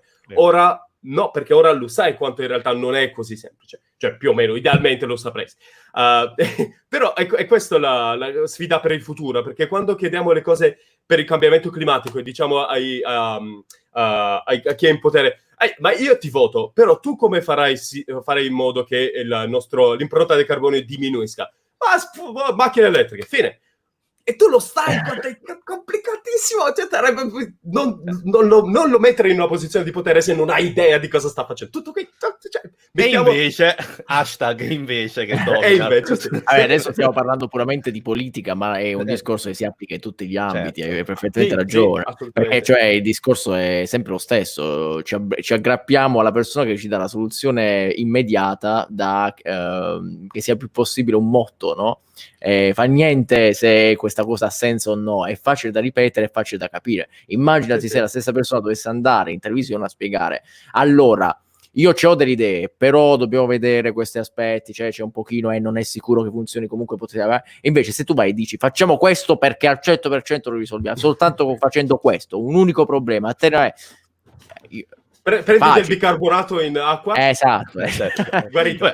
È un po' come il mio grosso matemato greco che si risolve tutto col vetril, no? Quello là spruzza il vetril, cioè è praticamente la stessa cosa, cioè funziona, cioè alla fine di quel film che ti ricordi quello che con lo slogan dice spruzza il vetril, è chiaro. Allora, visto che stiamo avviandoci verso gli ultimi minuti, c'è la domanda che questa in realtà non è mia, quindi declino ogni responsabilità su questa domanda, però è molto bella. Siccome il tema è Reboot the World, se poteste premere il bottone riavvia del mondo, cosa succederebbe nelle vostre utopie, distopie immaginarie? Ma cioè, poi ci vorrebbe lo stacchetto epico, però non ce l'abbiamo. Un cazzo. Va benissimo. No. Questa è una bella domanda, molto complicata, perché onestamente a questa domanda io non saprei come rispondere, perché da un certo punto di vista io non cambierei niente, perché tutti gli errori del passato hanno contribuito a formare quello che siamo qua. Se dovessi premere il tasto di riavvio, però potessi mantenere un'informazione, o perlomeno una linea, o perlomeno sperare che tutto vada in una certa direzione, ecco, forse spererei in un mondo in cui l'uomo continua un pochino a essere un pochino più a contatto con la natura, che sembra una cosa molto infantile, molto stupida, ma onestamente ve lo dico francamente, a me questa cosa manca. Avendo fatto dei viaggi di recente in cui sono andato in dei posti dove non c'è sovrappopolazione ancora e dove davvero si poteva percepire questo, nonostante, cioè nel 2020 si poteva percepire il fatto che non siamo distaccati, non siamo delle divinità come ci immaginiamo, ma siamo dentro questo tessuto, questo ambiente che è parte di noi e ci rende in qualche modo felice, ecco, sarebbe fighissimo. Però a parte questo è molto complicato, perché io non avrei paura di perdere tutte le informazioni che abbiamo già acquisito. Quindi sarebbe molto bello poter tornare indietro, però dopo aver superato l'attuale crisi, non parlo della crisi a livello virale, ma la crisi a livello planetario di sovrariscaldamento, per poter portare queste conoscenze con noi e ricominciare da zero. Quindi annulliamo questo surplus di anidride carbonica, questo surriscaldamento globale che stiamo probabilmente rischiando, con cui stiamo rischiando di ottenere la sesta grande estinzione di massa, e riproviamoci da capo, però con queste conoscenze già acquisite. Quindi tu riavviresti con una patch praticamente, cioè tu patcheresti questa roba. Sì. Perché la paura nel riavviare il mondo è che non importa quanto buoni siano i presupposti, se non hai le conoscenze di ripetere gli stessi errori, perché gli errori sono quelli che ci hanno fatto acquistare le conoscenze. Quindi, bello. Quindi tu vuoi il New Game Plus, tornando alla metafora dei videogiochi di Adrian. No, vuoi il New Game Plus, quindi ripartiamo però a patto che ho le abilità, le skill, le cose, e a posto così. Cioè, no, mi sembra una buona cosa. Tu invece hai la distopia. Allora, c'è stato un dibattito riguardo a questo su l'eventualità di lasciare come dei monumenti in granito enormi sparsi per il mondo nel caso di un disastro naturale o qualcosa per cui ci estinguiamo in buona parte di noi. E quindi quei pochi che rimangono di esseri umani, in qualche modo, davvero c'è un reboot per cui ripartono dal livello, se vuoi, preistoria. Quindi tutta quella che era la nostra civiltà, eccetera, diventa una rovina lontana, rimasta nel tempo, e si perde tutto quanto. E l'idea di questi monumenti era di fare delle colonne in granito che resisterebbero alle intemperie, eccetera, con su ogni faccia scritte le informazioni più importanti per un riavvio veloce di tutte le informazioni. Quindi che basi di matematica, basi di chimica, basi di biologia, ecco, le cose più importanti che abbiamo scoperto, A, B, C e D, non mettere il dito lì, attento che quello brucia, quello ti fa male, non mangiare quello. Vai! I bignami formato dolmen. Esatto, ma guarda, io ci avevo pensato a questa cosa, ma secondo me comunque non funzionerebbe, per il motivo per cui, perché io non capirei un'informazione se non ho tutte le conoscenze a monte, cioè anche il bignami, dallo a una persona che non ha mai aperto un libro, certo. Che cosa... anche per dirti... E ce lo ricordiamo a scuola cosa succedeva quando lo davi in mano a chi non voglio dire, è terrificante. Vabbè, lo stesso vale se io ti do l'informazione, tipo ti spiego che cos'è la relatività generale, però non ti spiego un cazzo di matematica, cioè, o comunque non hai tutte quelle norme incredibile conoscenze. In quel caso credo che fosse molto più semplificato, quindi era tipo, che ne so, la teorema di Pitagora, l'informazione tipo tutto quello che vedi intorno a te è fatto di atomi, ed ecco il modo in cui puoi dimostrarlo. E poi l'idea è che se io ti dico che la natura è fatta di atomi e tu sai, lo vedi in un esperimento, o che l'aria pesa qualcosa che è fatta di cose che interagiscono, cambiano, poi da lì, da questa singola deduzione, poi tu puoi ritracciare tutto. Quindi se tutto è fatto di atomi, significa che saranno diversi e quindi hanno composizioni diverse. Come mai alcuni sono in un modo o in un altro? L'idea è che tu ti farai le domande giuste per ricomporre il quadro. Io ti do soltanto il là da cui partire. Però il problema, qual è l'altra critica a questo reboot, è che se noi come civiltà siamo arrivati ad una situazione di estinzione, di non sostenibilità, forse qualcosa che abbiamo fatto nel modo in cui abbiamo scoperto, in cui ci siamo evoluti, eccetera, eccetera, qualcosa che abbiamo provato non ha funzionato. E noi non l'abbiamo notato e non abbiamo idea di cosa non abbia funzionato. E meno influenziamo un altro percorso, più quel percorso ha chance di provare cose nuove e arrivarci alle cose in maniera diversa e quindi essere meno a rischio di essere, se vuoi, contaminato dalla nostra visione, che evidentemente non ha funzionato perché insomma, non ci siamo più.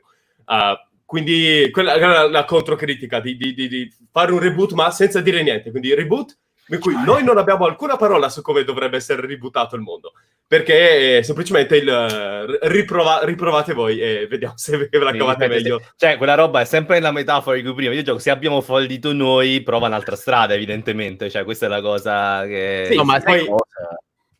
cosa? Scusami, Adrian, continua.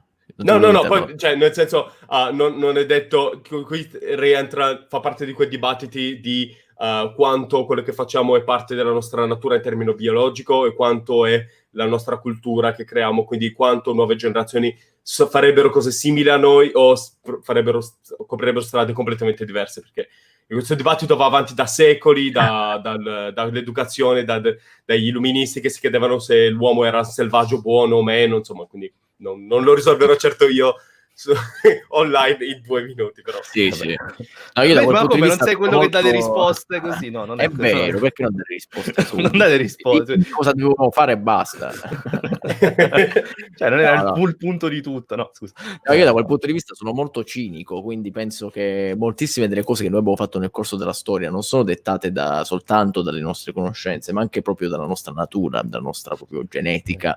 Cioè siamo spinti da questo assurdo desiderio che deriva tutto, forse è di natura sessuale, può sembrare una sciocchezza, però questo desiderio di creare opere, di conquistare mondi, cioè un gatto non c'ha sti problemi, il gatto lo lasci da solo per tutta la sua vita e sta bene, non gliene frega niente, odia gli altri esseri, creature, odia gli altri gatti, odia anche gli esseri umani, odia tutti, tu lascialo in pace, sta felice. Non vuole realizzare un'opera che gli altri gatti vedano, non vuole andare in mondovisione per parlare a tutti i gatti del mondo, così tutti i gatti lo conosceranno, non gliene frega niente. Noi abbiamo questa cosa mentale e probabilmente ha un retaggio sessuale, forse, perché in qualche modo noi, tutte le opere che abbiamo realizzato era un modo per parlare a tutti gli esseri umani del mondo attuale, ma anche quelli futuri e quelli del passato, magari, se fosse possibile, e inconsciamente forse perché ci volessimo accoppiare con loro, non so, e stessimo in qualche modo cercando di sedurre. No, è vero. No, o banalmente il discorso, cioè la metafora per cui tu la voglia di lasciare il segno sul mondo è quella di essere un partner migliore degli altri, no? Cioè al di là del discorso di sedurre, cioè semplicemente più è quello, no? È l'affermazione. Funziona. Però ecco, è una cosa che noi non controlliamo, voglio dire, come esseri umani noi siamo bizzarri, siamo probabilmente gli unici che fanno una cosa del genere. E questa cosa è incredibile, è un retaggio proprio genetico, un retaggio evoluzionistico che ci stiamo portando dietro e noi facciamo tutto ciò che facciamo senza renderci conto del perché, non c'è un pensiero a priori, però probabilmente potrebbe avere questa origine. Più che altro, se volessimo riuscire, penso, a lasciare una frase, cioè, facciamo come ha detto Adrian, reboot the world, non lasciamo niente, proviamo così, no? Per dire l'ultima opzione che avevi dato, non lasciamo niente e vediamo in che direzione va, però lasciamogli una scritta, l'unica scritta che diventa il loro mantra: non vi stressate. Una cosa del genere. Loro crescono con questa consapevolezza: oh, dai, calma, non mi devo stressare, tutto quanto. Lì abbiamo delle speranze che il mondo vada in una direzione diversa, capito? Mi piace. Non gli stai spiegando niente, devi scoprire tutto da zero. Tu puoi scegliere quel che cacchio vuoi, non ti sto dicendo niente, eccetera, però ricordati solo sta cosa, state calmo, non ti stressare. Dice, Adrian, tu sei d'accordo con questa che frase lasceresti tu? Una frase, perché è anche finito il tempo, quindi qual è invece la frase di Adrian da lasciare dopo il riavvio? Attendere, prego. No, io probabilmente gli direi che l'universo, cioè che tutte le stelle che vedono nel cielo sono stelle come il Sole con pianeti intorno. Beh. Perché credo che sia qualcosa di talmente radicato in noi la voglia di curiosare, di esplorare, di conoscere, che se dici qualcosa del genere e gli fai capire che intorno a ogni singolo puntino ci sono interi mondi come quello su cui vive, cioè è come dirti, come lasciarti una scatola di Pandora gigantesca e dire non aprire, mi raccomando, la lascio qui, non ti dico niente di quello che c'è dentro. Quindi gli direi soltanto questo, che è pieno di mondi là fuori da esplorare e che altri potrebbero essere come loro là fuori ad aspettare. Bello, quindi mi sembra... Quindi, Ansia, quindi da un lato abbiamo l'ansia e da un lato invece il relax. Mio Dio, io non dormirei più. Cosa vuol dire? Abbiamo trovato questa pietra che diceva lì fuori ti aspetta, probabilmente ci aspetta qualcuno. Chi? Cosa vuole da me? Mi sta guardando, oh mio Dio. Ma io sono andato male oggi all'interrogazione, lo sa lui. Beh, quindi in realtà, come vedete, nel caso in cui riavvieremo il mondo, potremmo stare tra due grandi estremi, o l'ansia o l'incredibile rilassatezza. Con questo purtroppo abbiamo finito il tempo. Io ringrazio Adrian e Barbascura per essere stati con noi in quest'ora. Campus Party continuiamo a trovare strategie per riavviare il mondo e niente, quindi da Davide è tutto e ci vediamo alla prossima. Ciao gente. Ciao gente, grazie mille. Ciao.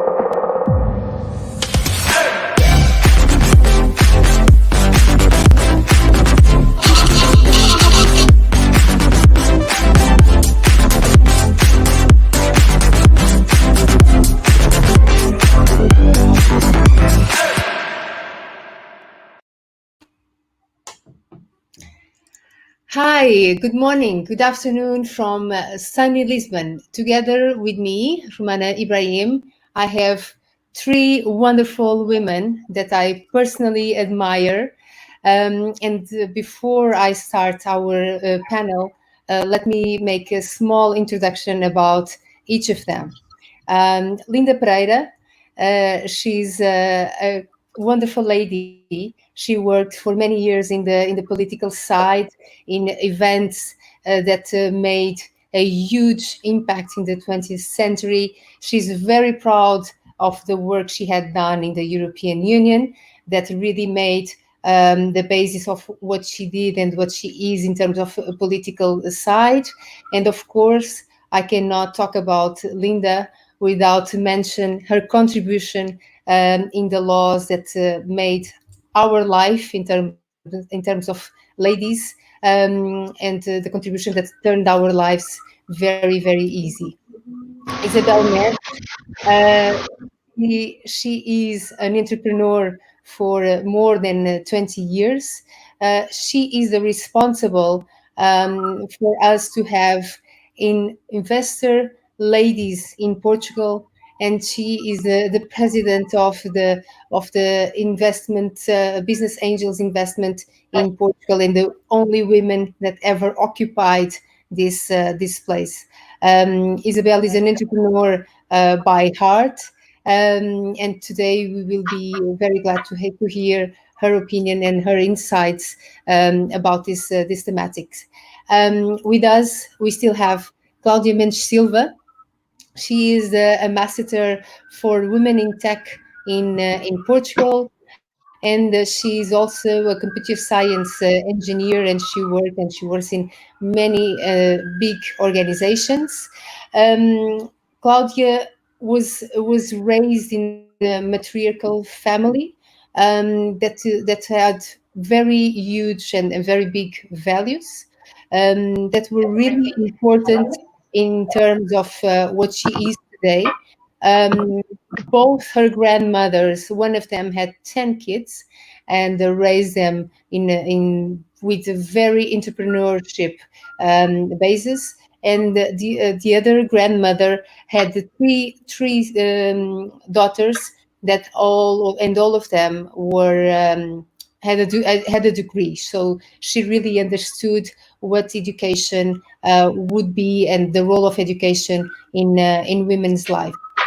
Beside that, Claudia is also a mom, and by having a degree in the tech area, she believes that that's the highest contribution that she has for the world and for the future. Myself, I'm a self-made entrepreneur. I'm a doctor by degree. I worked many years in a different continent than Europe, in Africa, in Angola. I worked in areas as cosmetics, FMCG. I'm now in the tech industry, where I'm a founder of an insurtech, and also related with the cybersecurity area.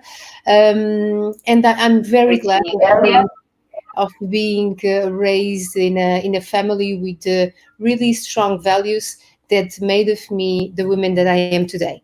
But more than anything, we are here today to talk about how can we support women to go forward in life and to succeed in their careers.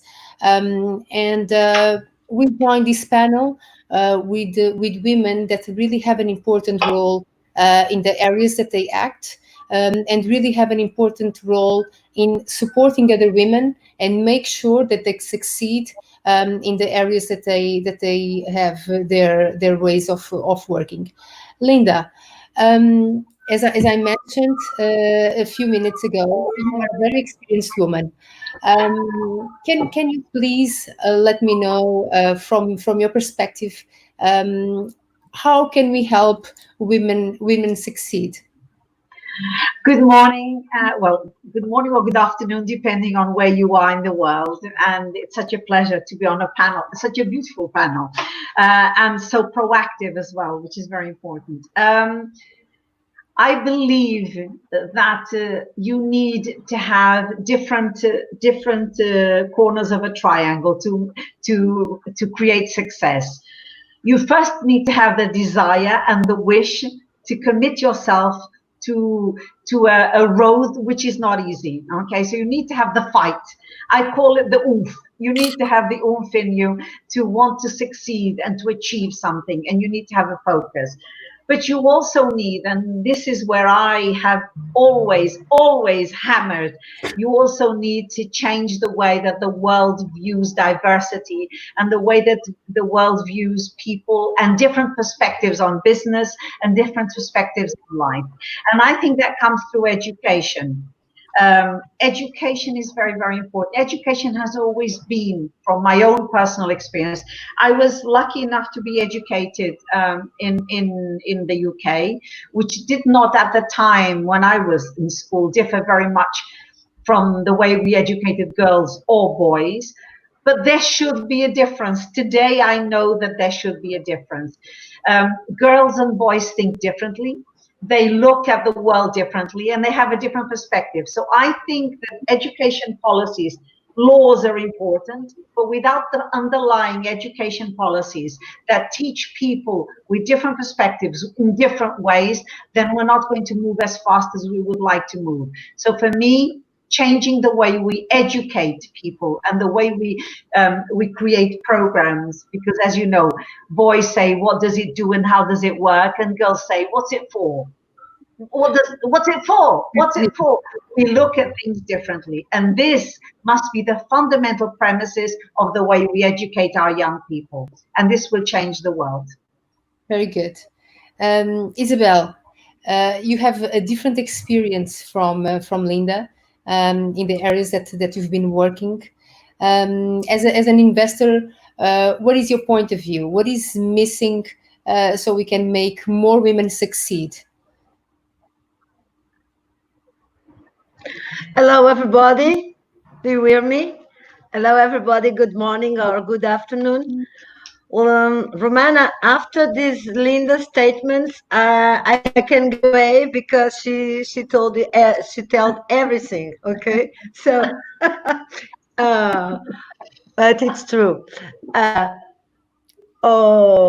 Linda is amazing, and she spoke about two questions, very important questions. Okay, one is education, one is the commitment of each one of us. Sure. In my sector or in in the investment area, what I think that the most important to women in our days to succeed is to want it, okay? Because all the opportunities are, women's are in every universities, every woman are number. So if women are in the universities and the schools, they are the larger number of degrees and doctorates. Why go ahead with investments and to found their own enterprises and their own companies? So if they are prepared, they want to be entrepreneurs. They must commitment. They have a commitment with it. So the most important in this moment is empower women as entrepreneurs, empower women as founders, and we can do it with role models and to more confidence to women, to bringing more confidence to go to start. Yes. Very good. Is it Claudia? You are the ambassador of Women in Tech in Portugal. Women in Tech is an international organization founded by Ayumi Moore. I myself, I'm the ambassador in Angola. You work in different big corporations. What is your point of view? What is missing for women to succeed? the willing to try. Hi, everybody. Thank you for the invitation to be here. I think it's the willing and the passion to embrace technology. And I'm focused on the technology side because I'm dealing with that, also with business. So, but for the big corporations over here, in the national and international that we have contact with, the women, as Linda said, need to see the purpose of the things, need to understand that. So what we are missing so far is the relation, the close relation between corporations and education system. I had lucky in my path to be in a university that has really proximity with entrepreneur context, and we were able to work in real projects. So I can see, as a student, I was able to see how my work could impact in the real world. So for women and for young girls, they don't really understand what is the path to be. What I'm going to do with all these subjects? What is really the purpose of all this? Can I see it in real life? Can I see the changes? So for the big corporations and to have more women in the tech fields and as a workforce, they need to be entrepreneurs. So have programs inside their own corporations to be close to the education system since the early age. And with that, we can probably mitigate the lack of women at C-level. We talk a lot of glass ceiling and how to break the glass ceiling. We have to smash it this way. Yes. Because with that, we will have more role models at C-level. We have representation of all X spectrums driving the innovation and related and put their, as Linda said, put their ideas into the innovation of new products for the next generation. So this is my point of view. And we have good examples on that. Yes. You ladies touched very important points. Linda, you just mentioned one of them that is really essential, education. Isabel, you said it all when you said that they need to go for it. They have everything at their hands, but they need to have the will. And Claudia, you mentioned something that is really, really important, that is let's give them the tools that are just lacking to make sure that they can proceed the moment they really just go through the wall and through the mirror. Myself as an entrepreneur and as a founder in tech, what I see that is lacking sometimes it's a misunderstanding in communication. I believe that women do not say in a clear way what they want, what they pursue in life, and sometimes I think for myself, as the song, is it an issue? Is it an inner issue? Is it something that they think I'm not capable of because we were raised with these by our families because of cultural, because of education?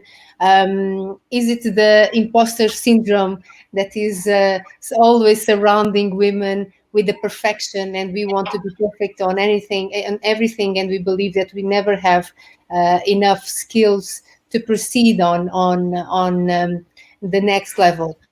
Because on men we never see this, and they don't want to be perfect. They just want to proceed. They just want to go, and they go, and they have their chest ready. In Portuguese, we have this saying "peito feito," that would be chest made, and I think that says all. That's what is missing in ourselves, in women. The chest. We need to have the chest ready. And what I always say when I'm mentoring other women is, you know where it starts? It starts the way you sit down. You are a lobster. Sit down as a lobster. Put yourself straight, because that will say everything about what you are and what you want, because you are in front of life, and you will absorb everything from life. Now, with so much experience that we have in this panel, I believe that we have like a century of experience, and it's so amazing. I love it. I really have to ask you a question that is essential. Can you kindly share a use case, something that really work in the areas that you are working, that you worked in the past, that you think that was really something that had a great impact in the way women had or can have a successful career and help them achieve more. Linda, should I start with you again? Well, you can, because I actually, what you said, what everybody said was really interesting. I was educated a little bit like Claudia. I was educated not by father, who was rather chauvinist and old-fashioned, although I love him dearly, but by female teachers that I have, and we continue to fight to this day about what women should be. Okay, and I was happy enough to meet teachers that saw in me more than I saw in myself. This is very important. But they didn't leave me to handle it. They pushed me into doing things. I grew up with an attitude that I am a front row woman. If there is a front row, that's for me. If it's reserved, I presume that it's reserved for me. If it says reserved, I sit on it. Let anybody get me out of there. No, it was reserved for me. I won't move. Sorry, Linda, I have to interrupt you. I think that's for the four of us. And I'm also a very vociferous woman, and I think this is very important. And I've set my life as an example in the sense that if I walk into an event where only men are on stage, I don't leave the room. I stand up, I tell everybody why I'm leaving, and I leave because I'm not represented on stage. And then I walk out very noisily, not quietly, very noisily. And then I share it with the whole world on every social media channel that I can. And then I make sure that everybody makes a noise. This is how I started the revolution in the World Economic Forum 10 years ago. And we created a parallel forum. All the women walked out and we created a parallel forum. It was a great success. Okay, but if I'm going to use a brilliant example that impacts and has absolute value and produces impact every day, I can choose one that is very, very current. It just started. It's both political and corporate because it's an association between the political world and the business world. And Portugal has a version of that. There is one in Spain, there is one in the UK, there is one in Scotland, and there's one in Portugal. And the one in Portugal has just started. And it was initiated by the Portuguese Business Confederation, and it's called Promova. And Promova means promote. And the promote is to promote women to the C-suite, but it's not a law. It works on women. What it does is it goes to the companies. It says, select 2 women that you think have the possibility of going up in the future, invest in them. We will educate them. Nova Business School, the Portuguese Business Confederation, the European Union. We will give them a postgraduate course for self-confidence, all the strategies they need. You then go back in the company, you mentor them, and we check up that you are really mentoring them and it's just not all talk, because there's a lot of all talk going on, you know, promoting women just to have, you know, to comply. And then they have a fast track to promotion. This is a brilliant instrument. It involves the companies. It actually makes the CEOs responsible for looking at women and the talent in their company, and it commits them to over 2 years to produce results. And it also results in women receiving a postgraduate education that will teach them and will equip them to fast track. Every single business confederation and every single government should be doing this. This should be something that is done everywhere, because as you begin to create inspirational cases, then other cases will emerge naturally. You need to push get the sword, push them off the plank, and then it starts becoming natural. Okay. Well done. And that's my example. That's my example. Good. Thank you. Thank you for sharing. I agree. I totally agree. Isabel, throughout your life, what is the use case that you think it's really worked out in supporting women and make sure that we make them grow? Yeah. In my area, investors and founders and new entrepreneurs, two very good examples that I think that works very well. One is the incubators, where we mentor and support new women entrepreneurs, and the entrepreneurship contests among the universities and schools. And this works very, very well, because with these instruments, we can, with the contests in the school, for instance, the team spirit, and the team leadership also. And we try every time that teams are balanced among women and men. And we try that teams have always females and men. And at the same time, we can mentor these new entrepreneurs, and we can help them to develop very interesting new ideas. And these incubators are a very good example and a very good instrument that we can make and to give more support to women entrepreneurs.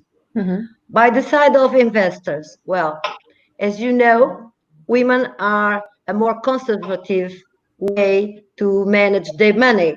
So normally they are not so interested to invest, and so especially invest in startups, because it's risk capital. So and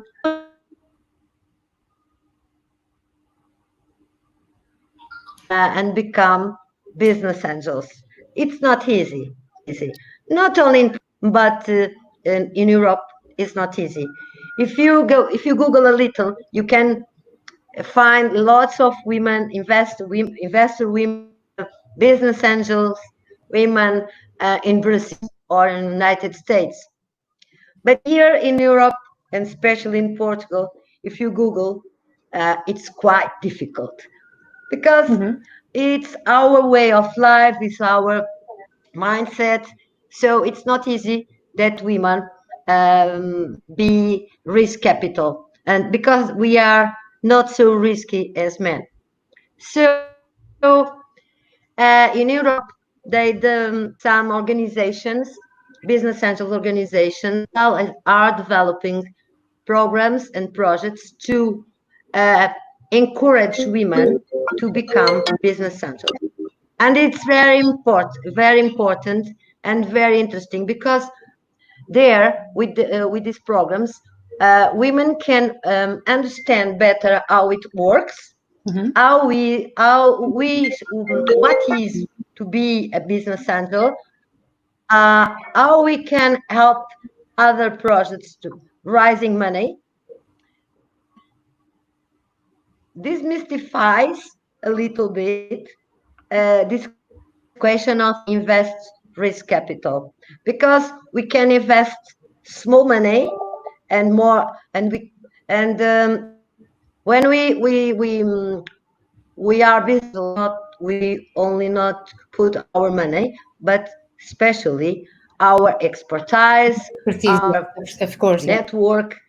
And when women understand it, they are much more interested to become business angels. So the examples that I want to speak about today is for a side the opportunity to have more incubators to new entrepreneurs and to mentor new women entrepreneurs, and there give them all the confidence to develop their own projects. And for other side, do new programs to promote business angel between women investors and to try to push women to become new business angels. So I think we can repeat these examples to support more new women in entrepreneurship. Absolutely. Claudia, well, having a computer science among us and a woman in tech ambassador, give us an example of what really can succeed and what really already succeeded. So tackle a little bit what Linda said about the organizations and the education. I believe that we need to focus in the education first, and organizations are doing some events and some proximity with the universities, but they need to be in the other levels of education. So for the schools in the high level or in the primary schools also. One example that is truly give the women and young generation to see the purpose of all of these and how technology could drive all the roles that we have so far, because almost every roles and every professions nowadays are driven by technology. Absolutely.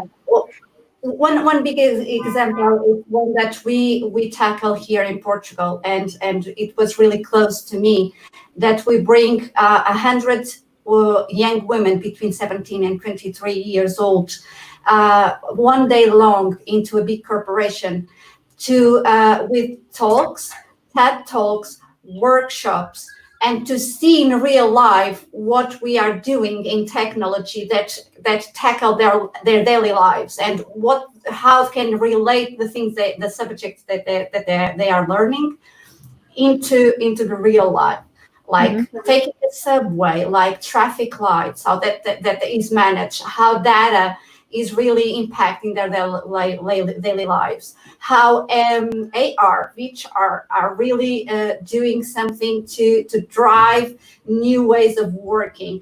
So they were amazed because we have women from that were taking law degree, we have people from STEM, and we have also people from arts. And that is all connected. And we need to highlight also the uniqueness of being a woman. We don't want to be like the men. We have differences. And we need to tackle that. And we need to highlight it. Yeah, right, Linda, we need to see that we are really different, and our ideas, it's really an added value, an asset to any team. So for me, if I want to highlight one of those, it will be that. And also big corporations are doing more transparency in the salary gap, are doing more transparency about the job role models. They want to avoid and mitigate the bias into the recruitment. And that also is helping women to succeed. So over here, we have a lot of corporations that I am aware of that are doing mentoring from the women that are in big position. They are mentoring other team managers that want success also and have the skills to be ramped up to the next level. They are doing that programs. It's not easy, just a hype or employer branding stuff. They are really doing things in real life, but we need to do more, because and I'm talking for Portugal, we are turning to be the tech hub for the whole Europe and the world. So big companies from tech are being here with a lot of companies and settling in Lisbon. And we need to have a workforce prepared. And they have really the compliance and the rules to employ more women, to have the gender balance in their companies. And if you don't train these people, and most of them want to be people ready to work, women ready to work in cyber, ready to work in blockchain, but they don't realize they need to construct their own programs to train them. And we have a lot of women between 30 and 40 years old that suddenly, after taking a degree, being a mom, and have married, they suddenly said, I don't really like what I do in daily basis. I have another passion, and technology could be a driver for changing their path. So if the corporations realize that and do programs about reskilling and upskilling, they probably will have an extra workforce. They can use the knowledge they already have and bring that skills into the new role. So I think some of them are doing that, but it's a nice to have or a must have, and I leave here the call to action. And if you want, we have 4 wonderful women here that could help you on that. Absolutely. No, and I need to say, Claudia, and picking up just whatever you were mentioning. I see whenever I write an article about, for instance, I remember one that I wrote about, I'm a mom, am I allowed to travel?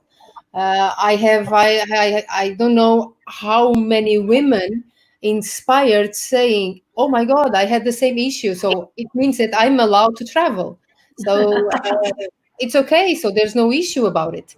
So imagine if an individual can do that, what organizations can do, what an organization can do, and we are hiring 10, 100, 1,000 people. What if all the organizations have the same focus and they are following the same, just the same lines of action?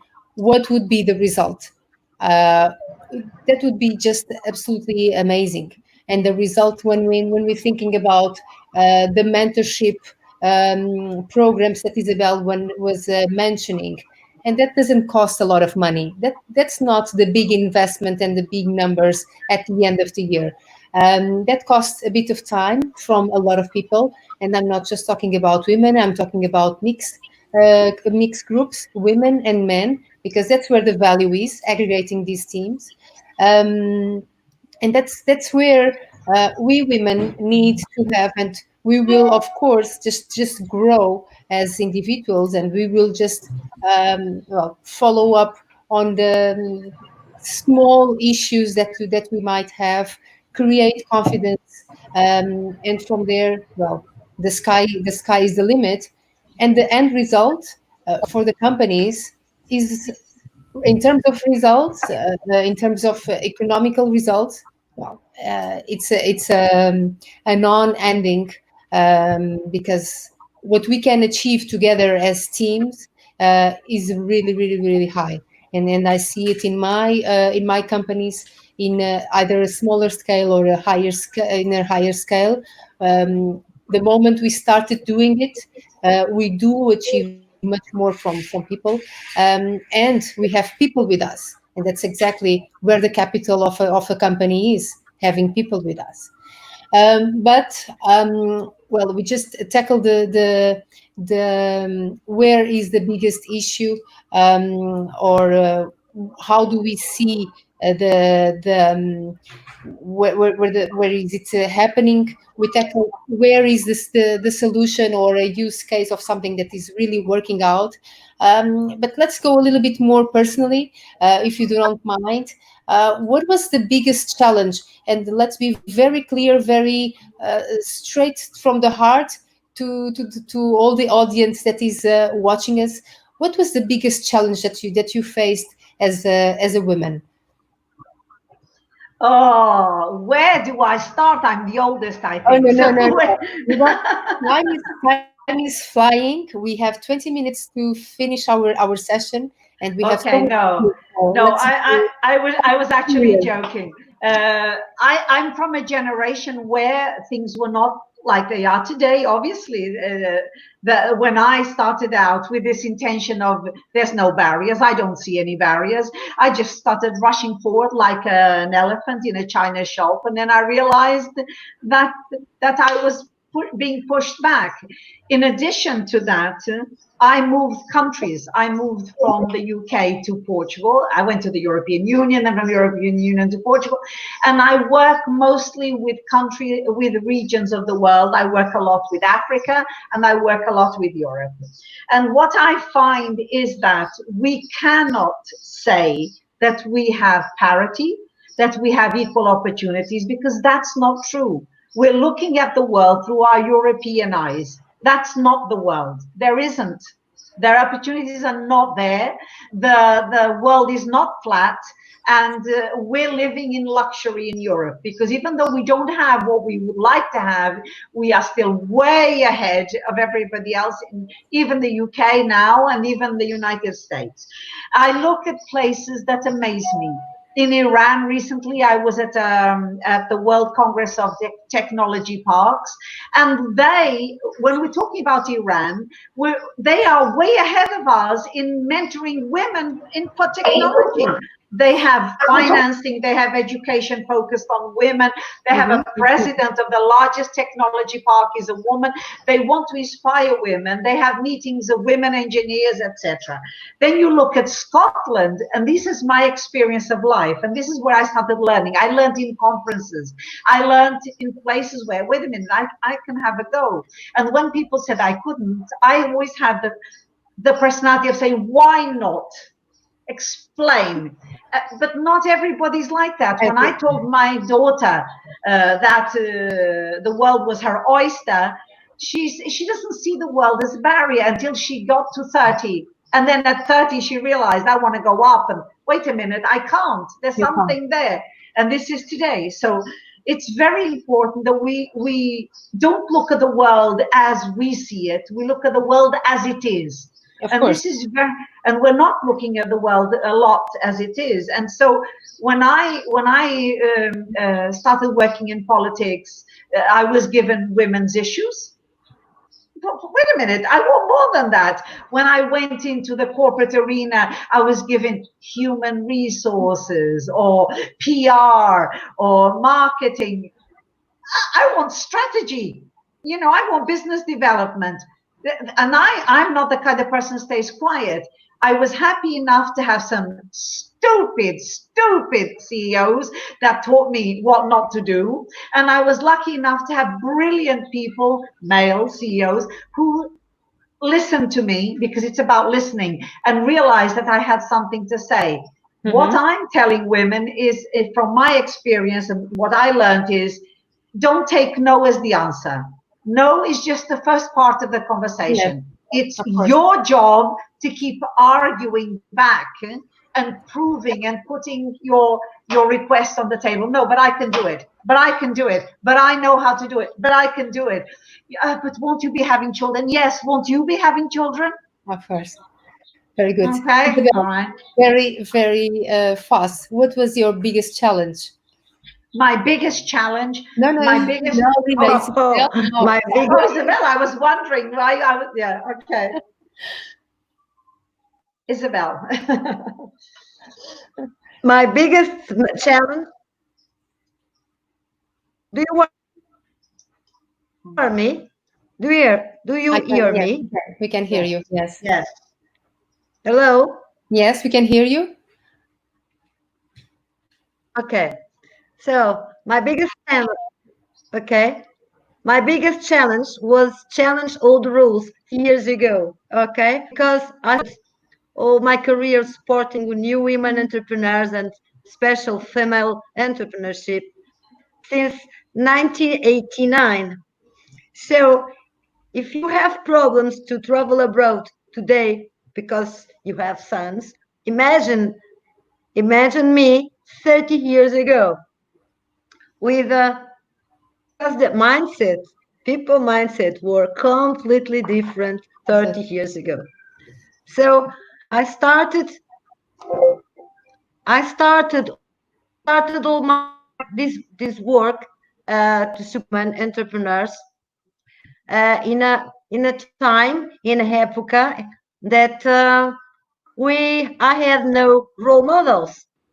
And even when I I have my first experience as business angel in 1998.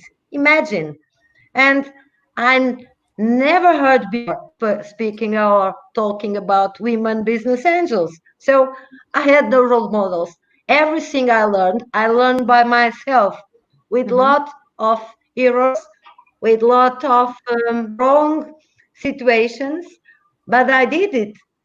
So see, my big challenge was launched myself in as investor, as mentor, and even with as entrepreneur, with no role models, with no supports, and with no woman by my side. Okay, so this was my big challenge. Of course, I had lot of others big challenges that I could speak with you, but we have no time for it. Yes. But I have to say that although you had no women by your side, you are one of the women that supports more women. And I'm one of those examples. So I have to thank you. Claudia, please share with us. Challenge as a woman. So I'm going to take this personally, okay? And very personally, I never perceived this barrier between men and women. So although I had a lot of strong women in my life, my father is an engineer. So he is the guilty of me being in tech nowadays and be a computer science. And he's my biggest supporter ever. So I never heard from him say, I cannot do something. Or you should pursue something. Just do whatever you want in your life. And I never saw these kind of things of barriers being in the computer science field until I returned for my third maternity leave. So I've had 2 kids, and when I returned for my third maternity leave, I have no place in the company. So they are trying for 1, 2, 3 months to look within the company where I'm putting these resources. And they saw me and look at me like, okay, this is operational cost rather revenue, you know? And being an operation cost is a place that you don't want it to be, right? So I faced this challenge, and within, and then I started to work in another big company. And after a while, it was being said by a woman to me, my director, that said I was an error for casting. So I looked at her and said, really? Yeah, I need a male. This was the words. I need a male single that could travel to Africa and perceived as strong, and not you as a woman. And I said, what? This is not the place that I want to be. This is not really the place that I want to be represented of. And this is not me. So this was really the big challenges. But I thank you all, because without that, I could not be here. That's it. So I would be talking to you and explaining that I really mitigate these failures, if you want to see, in my career, and overcome that, because I really knew what was my passion, and really talking about business and strategy and empower another woman. Without you, I could not be here where I am today. So thank you all. So embrace your failures and turn it into success. Yes, okay? It's not just the failures; it's the challenges by themselves. Yeah. I see it from my experience. I didn't have an easy life when I was 23, and I got married. I decided to go to Angola. Nobody in 2003 would decided to go to Angola, so everybody was looking at me and looking, what are you doing? You're just ruining your career. And I had the family of my ex-husband saying, she won't last there for a week. She will just come back to Europe, because she's like an European lady. She won't handle it. And by the next day, before next day, on the day I arrived there, I was going to an apartment this size, and in that day, while we were in the plane, the ceiling of the kitchen went down, and there was water until our knee, and there was cockroaches all over the house, and I had panic for cockroaches. But by the next day, I was in the car driving all over the city, and he had his family on the phone asking, "Where is she?" And he said, "Well, she's driving, she's doing everything." And they said, "No, it's not possible. She won't last there a week." And he said, "Well, I don't think so. I think I would be the one not lasting here a week with her." Reality is, the biggest challenge I had through all my life, and I don't see the fact that having kids, and I have two adorable kids that I'm sure are watching me now, the fact that we need to give them time, and we need to spend time and work with them through and create them. That's not the challenge. The challenge is the obstacles that we have through life, and it's very painful to say that most of them were created by women. Most of them were created by women that didn't want me to succeed. So I always had to go all around the room and make sure, look, I'm not taking your place. I'm not doing and bypassing you. I'm embracing you. So we will grow together. And I was always the kind of entrepreneur, not the one to grow in the organization. But still, whenever I had a board meeting in the banks, whenever I had a board meeting with suppliers or whatever, I always had this issue, because when it was the women, they were always looking at me with the eye on the side. Even on university, or before that, because to get to medicine, we had to have huge grades.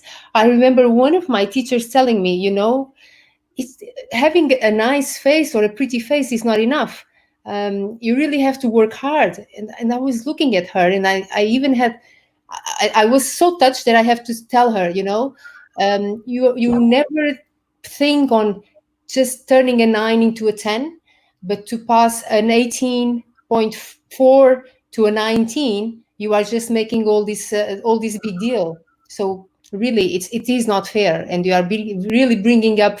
It's not, you don't just need to have a pretty face to make it. So women are a challenge in our own life, and it's something that we need to change to support ourselves.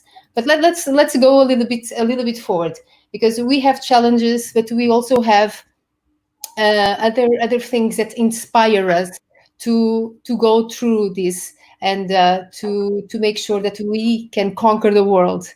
What makes you conquer the world, Linda? What does inspire you every day? Continuous desire to go further. I don't ever see the end of the road. It's interesting because I had when I was younger, there was a teacher who said to me, "What are your 3 wishes? If you could do 3 things, what would you do?" And I fulfilled those wishes. So I decided that every time I fulfill one, I have another one on top. Well, and I have another one on top, and I just keep moving forward. I'm very resilient. I believe in doing things that have an impact. I'm an entrepreneur. I have one leg in the political world and one leg in the business world, because I'm an entrepreneur. I'm suffering the impact of COVID. I'm in actual business that will be the last to come out, because I work in the event sector. So goodbye until next year. But I'm sitting here. I have no one on layoff. We're all working and thinking how we can pivot the business to add new perspectives to business, new services. I have always been like that, always. But I think it's also nature and nurture. I have the nature of wanting to achieve, but I was nurtured to do so by primary teachers, by other women. I was inspired by great women leaders. The person I most disliked in politics all my life was Margaret Thatcher. She stood for everything I did not believe. She is the person I most admire. Can you believe that can happen? Yes, I absolutely do not agree with her on anything. And the moment she became prime minister, she took women 20 years back.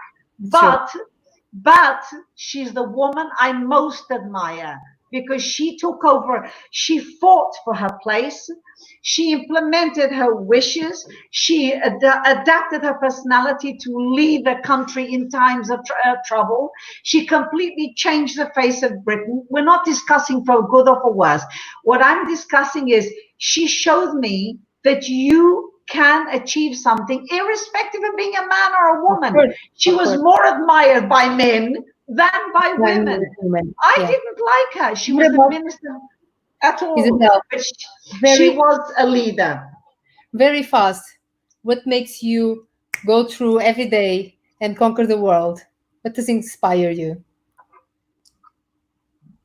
My family. Oh, I have I'm of my grandmother because 100 years ago she was a leader and she was an entrepreneur. And I'm very, very, very proud of my aunt. She is 80 years old now, and she was a leader. She was an entrepreneur. And I'm very, very proud of my mother that she's 80 and she was a leader and she was an entrepreneur. So what do you want that I say to you? No, you don't have to say They anything inspired me. Inspired me every day. They made you. Yeah, they made you. Claudia, what about you? Yeah, well, of course. What drives me? I have a lot of passions, so I have a lot of interests. So I'm never stopped, and that's why I keep learning. So learning new things and embracing new challenges is what drives me. Even if I don't know anything about it, I just say yes, and then I do like the boys. I be bold, and I will learn to do it. But the challenge as itself makes me want more and achieve more. So if it's a challenge that I'm not comfortable with, that push me out of my comfort zone, I will say yes in the first place, because I will embrace it with my open arms and push me forward. And also all the girls that and all the women that get in touch with me every day to seek for advice. Yeah. So, seek for advice. I really want to do this. I want to do that. How can I do it? How you did it? Can I have a piece of advice for you? And I spend time with them. So my time with them is really rich. So that's my two things that drives me. That's great. Well, in my case, whenever they ask me what are my role models, I always say I don't know their lives to say if they are role models for me or not. But my biggest role model is my mom. She's an extraordinary woman. She went through a lot in life.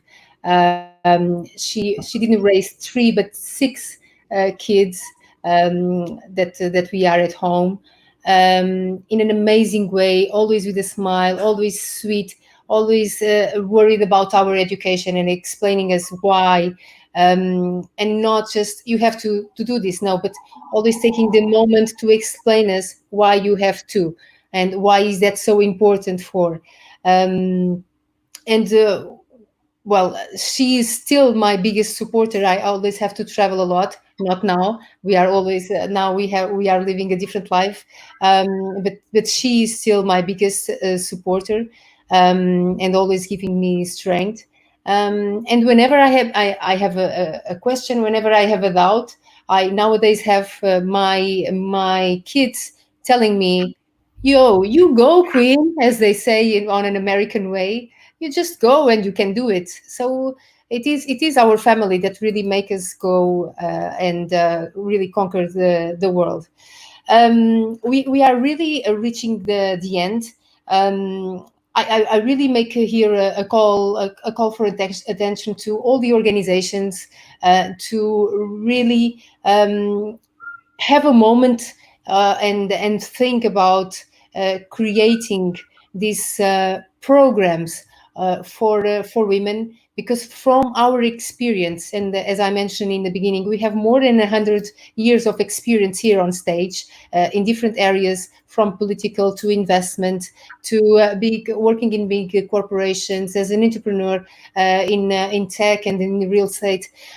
What we see is that either in a small scale or going to a higher scale, we always see that really creating these mentoring programs, giving tools to women is really important, and it is something that really adds value, and in terms of revenue really creates an impact. The investment is not that big, and it's something that it's not also hard to do.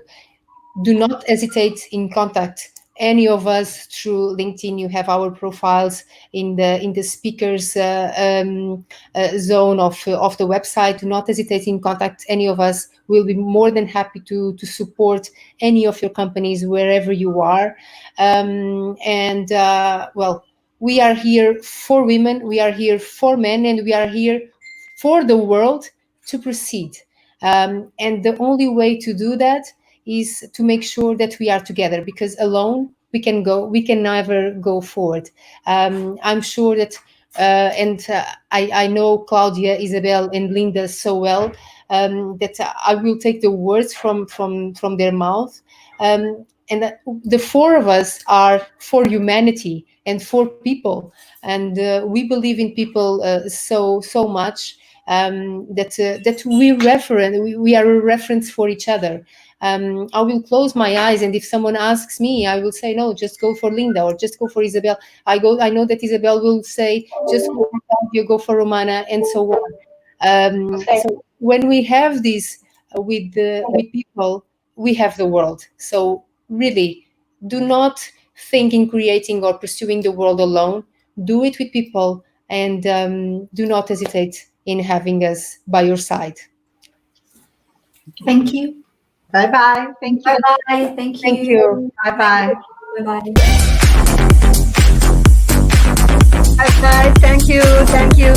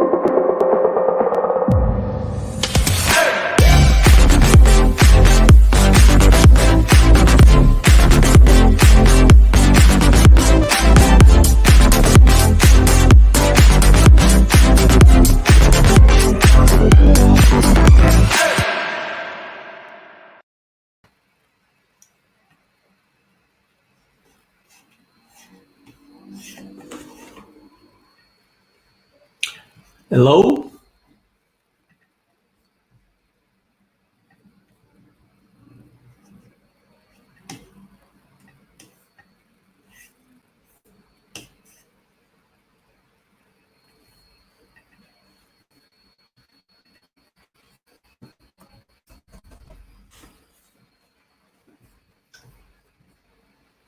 Am I live now? Oh, sorry. Okay, guys, I was waiting for a signal. Hey, I'm very glad to be here. Let me share my screen because I'm also doing a presentation.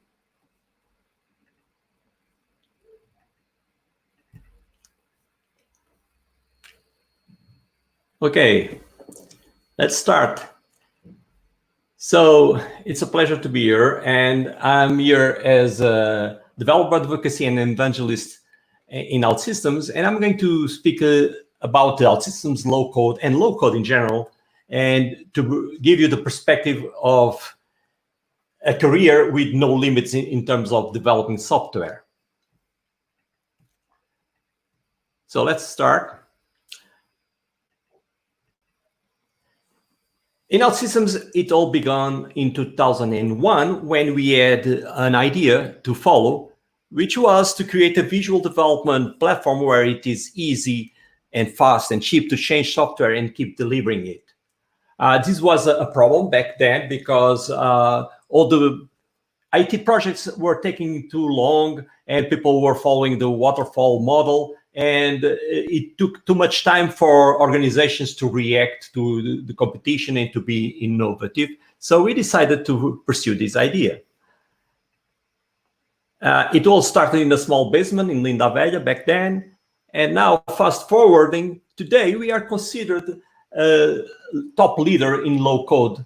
With a global footprint, we are present in 60 countries with more than 390 global partners developing in OutSystems, ranging over 22 industries. And we have a large community with more than 270,000 members. We have thousands of happy customers all around the world, so I'm not going to advertise about OutSystems, going directly to the challenge. So what is the challenge of software development that we are trying to solve? Well, digital transformation is the adoption of a new and fast digital technology to solve problems, and this will allowing companies to innovate their business models while ensuring awesome customer experiences and efficient operations. So this is a must nowadays if organizations want to beat the competition and be on top of the business, right?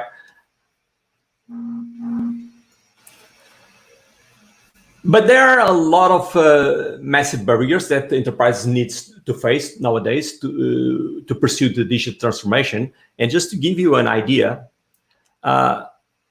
there's the growing project backlogs that keeps piling up on the organization ITs. It's overwhelming. They cannot cope with all the demand for new applications and all the digitalization process. And actually, 80% of the time and budget of organizations is spent on keeping the lights on. So it's difficult to innovate. And also, there's a scarcity of all required skills to cope with all the technologies and all the aspects of developing software in multi-experience channels and so on and so forth. So why is application development so hard? Just to sum up, you need to multiply the number of platforms that you need to use, different stacks, different development stacks, different channels and supporting platforms, iOS, Android, .NET, etc. We are living in the world of data, big data. There's more and more data to be processed and coming from different vendors, different databases, database models and others. We have a lot of technology to support CSS, Reactive, HTML5, Cordova, Internet of Things. Well, a bunch of technologies to bundle. What about integrations? We are in the API world and integration is key. And to worsen everything, how fast are those variables changing? So we are facing a more demands and much more faster change nowadays. So everyone is struggling. For one side, companies keep asking, do I have to hire so many specialists to cover all the required skills? And of course, developers are also struggling. Do I need to master so many skills? So this is what we intend to change. And the main cause for this is the fact that the software industry has been the most manual industry in the world. Even though we are in the technology area, this is strange because there's a lot of manual handicraft stuff that a developer needs to pursue in order to compose an application. And this is exactly what we are trying to change, because we perceive application developers as creative people that nowadays don't have the right tools to be fast enough and to cope with the business and customer needs. So low code is exactly about applying automation to software delivery. But the idea is not to replace humans by machines or by some automatic artifact, because actually we need to better utilize the human genius and initiative and innovation to fulfill the needs of the market, right? So our main goal is to empower people, to give them the right tool set that will allow them to become superheroes that can actually deliver value to customers, users, with amazing customer experiences, with effective operations, and with the capacity to respond to time to market and to innovate. And this is a major aspect that we are pursuing, because that's exactly what we believe we need to evolve application developers to a new stage where people are not simply seen as these technical nerds that are always occupied pursuing a lot of details, technical details in different technologies in order to create a business solution that is required, but they need to be perceived as these superheroes that can solve real problems and that can be immersed into the business processes in a much more efficient way. So to explain how is this automation pursued with low-code platforms, let's take a look at the full process of delivering an application. There are a number of places where automation technology can be leveraged to accelerate the process and, of course, reduce human error. So we need to start with an infrastructure, and actually infrastructure as a service came first in the automation process of provisioning a server. So you simply click in a button in some service provider and a machine image is created running in the cloud instantly. So this accelerates drastically the projects. Now, the second step was also to accelerate the installation or the delivery of an application stack where you can build your application. So on top of the infrastructure, PaaS vendors also automatize the delivery of an application stack. You click on a button and you get the full application stack running in the cloud with web servers, application servers, middleware, databases, etc. Of course, you still have to code the application that is going to run on that stack. Now, before we go into the application development, which is the bigger slice, let me jump directly to the end. So on the other end of the lifecycle, the DevOps vendors tackle the automatization of all the stuff that needs to happen after you code the application, scanning the application, testing, deploying, and all the aspects to actually deliver the application to end users. But of course, the longest piece of the application development process has not been touched by these different automation technologies. And this is where low code comes in. Low code uses automation technology to write the code for an application after a developer has designed it in a visual modeling interface. So rephrasing this, the developer simply designed the concepts in a visual development environment, and then the automatization will generate efficient code and drastically accelerating. And when I say generate efficient code, it's and gluing all the required technologies. So we can be speaking about generating server-side code, client-side code that runs on your mobile device, plus all the database scripts that operates the data in the databases, and so on and so forth. But these aspects are removed from the developer, and the developer will be focused on designing the application concepts, okay? So a full-blown low-code platform will include the entire life cycle. So the optimization of infrastructure, of the platform stack, the development environment itself, and the deployment to DevOps operations, right? If you look at what the experts are saying, well, plus than 25% of multi-channel apps at large enterprises will be built through a multi-experience development platform by 2023. So it's right next in time, right? And of course, OutSystems is considered a top leader in multi-experience development platform, because that's what we do. We do a platform that can generate code for different touch points and for different types of experience, as I will show. Another interesting prediction is that 65% of all software development will include low code by 2024. So this is just to give an idea of the importance that low code is getting in the industry, right? Just to finalize this part of the presentation, just to summarize, OutSystems low-code development platform so includes a visual full-stack development. You can get an application really fast by visually designing all the aspects of an application: screens, UI, processes, business logic, data. You can deploy to any touch point, being it web, reactive web, mobile, or some voice assistant with bots.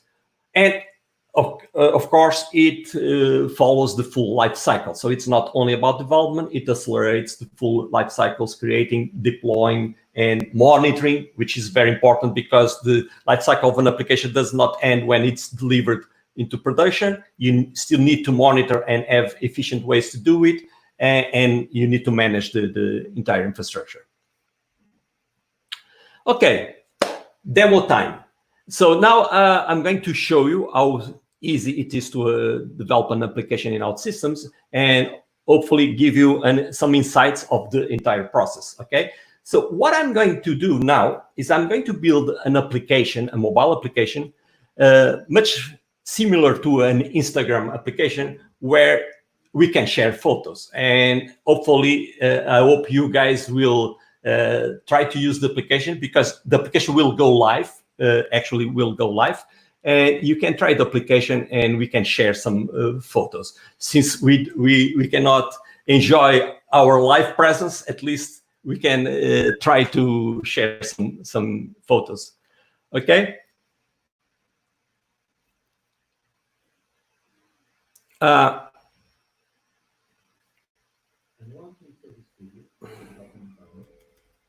hope you can hear.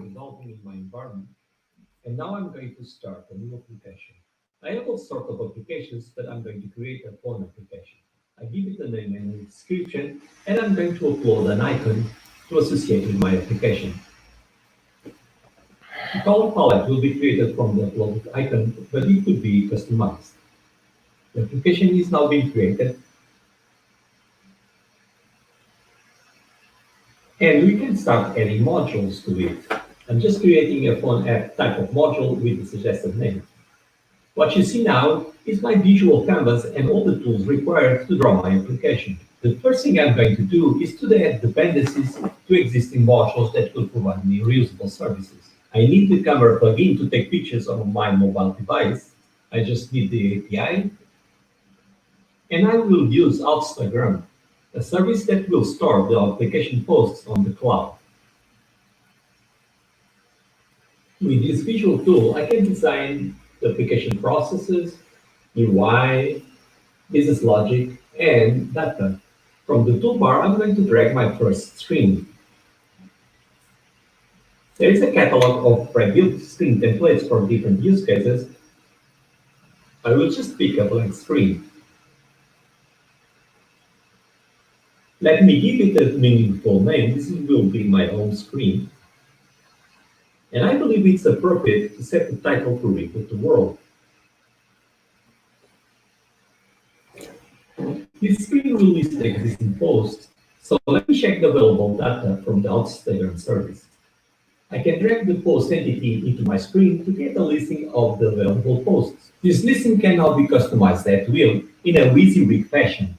I will start by removing this useless information and now change the way each post is presented. I don't want the picture to have this circle style, so I will simply remove it. And the picture is the most important element of this application, so I want it to fill the screen.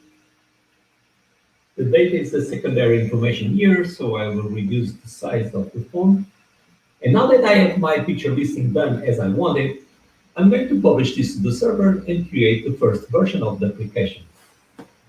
First, the application definition is uploaded.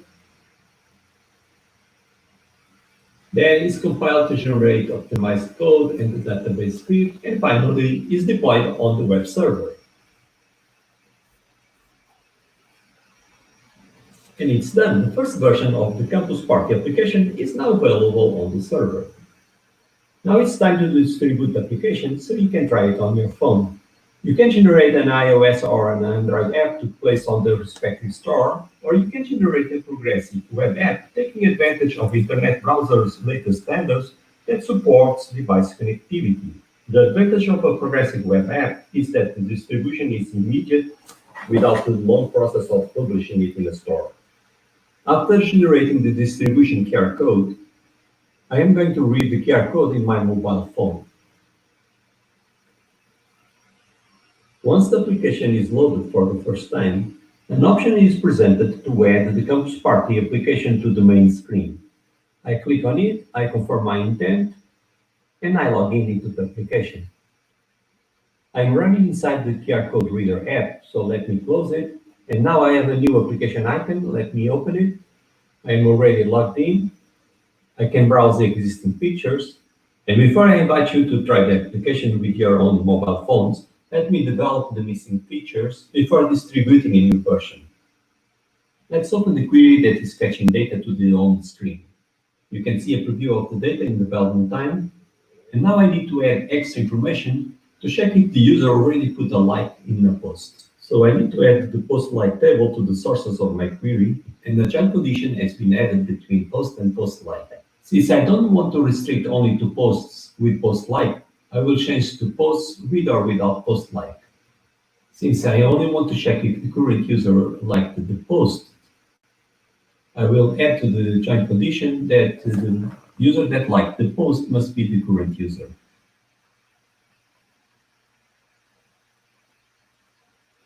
Now I have enough information to display my screen whether a user liked or not a post. From the toolbar, I'm going to search an icon, drag it to where I want to place it on the screen, and I will search for a heart to represent that the user liked the post. It's too big, I'm going to decrease the size, change its color, I'll pick it from the suggested application palette, and I'm going to place the icon inside an if, because I just want to display it if the user actually liked the post. Let me set the condition to check if the user actually likes the current post. I have all the required context in this expression editor.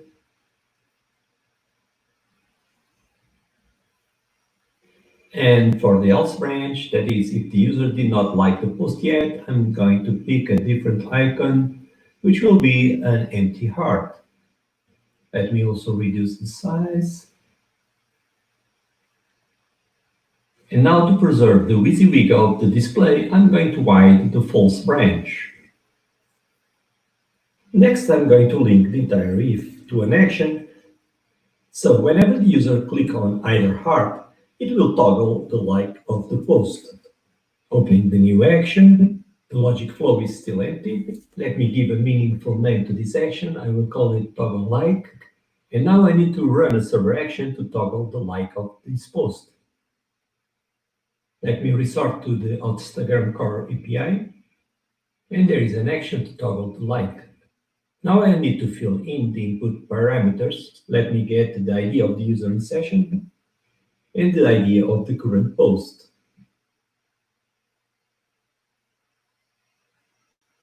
And since I made changes on the server side, I need to refresh my query to reflect those changes.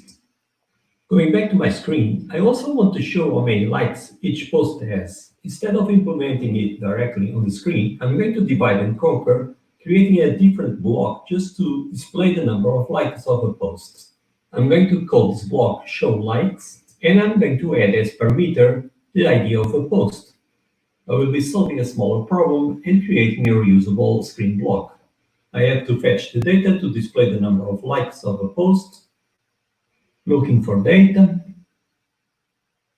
So I'm going to drag the post-like entity to my query.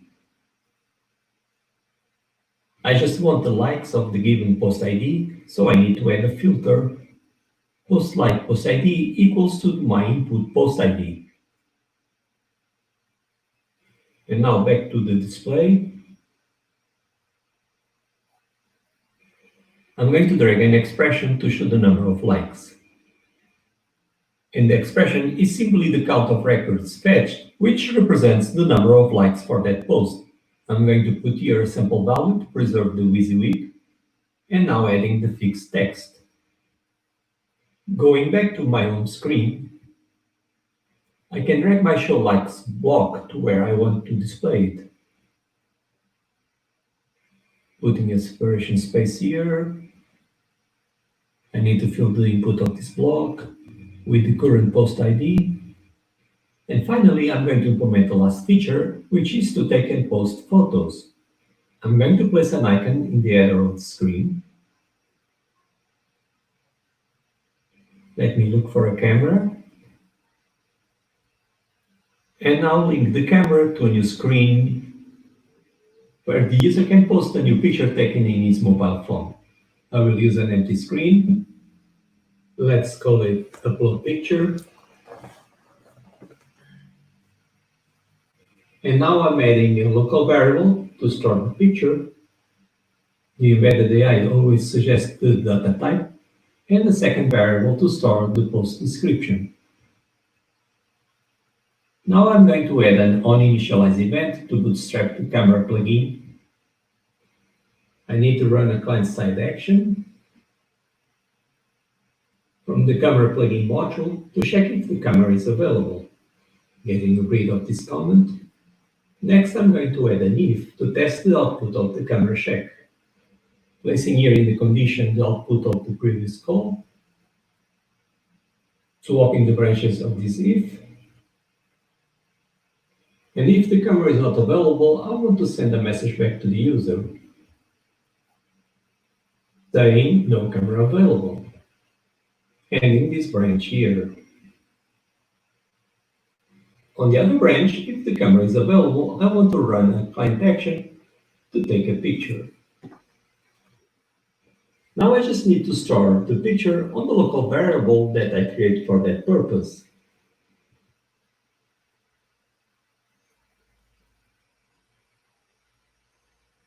Now the screen, set the title to upload picture. And now I'm going to create a form to edit this post. I drag the picture to the form and the description. Change the level of the set button to upload. It could be post. Opening the action associated to this button. And now I'm going to run a server action from the Instagram core API to post my picture. I need to fill in the inputs, the user ID doing the post, the picture, and the description. And now to finish this flow, I need to send the user back to the home where the new post will be shown. We are done. We can publish and test this new version.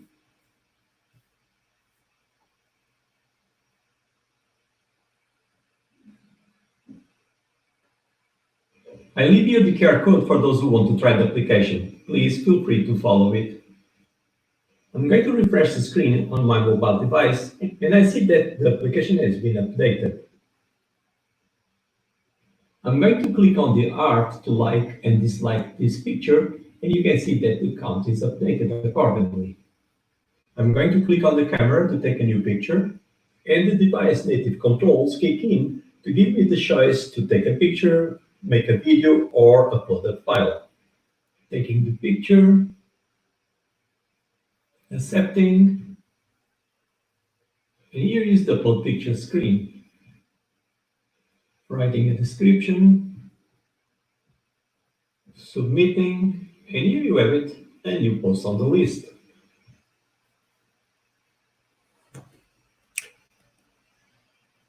Okay, I hope you enjoyed the demo. And of course, now you can, I'll leave the QR code here on this corner, so you can experiment the application and feel free to share some images.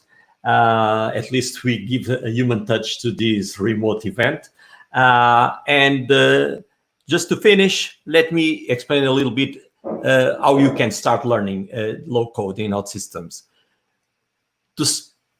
For starters, we have two sessions this afternoon. One is about our education programs by Inês Barros, enabling every student to develop software with OutSystems.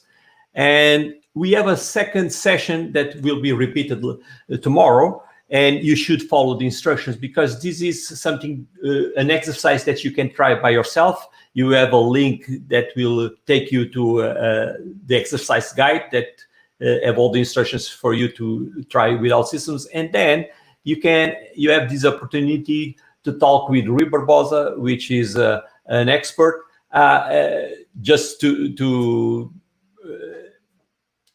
with any question that you have regarding the exercise itself or regarding OutSystems. Okay, so I really invite you to go to these sessions. And of course, you can always go to our website and outsystems.com, and you have a start free, or you can even follow the get started with a lot of instructions how to start learning and experimenting. You will get a free edition of the platform that will allow you to implement your own applications. And that concludes my presentation today. So thank you very much for the opportunity. I hope this was enlightening for you guys that never heard about low code and learn about this automatization of application development that is taken in place with low code platforms. I'm open to questions.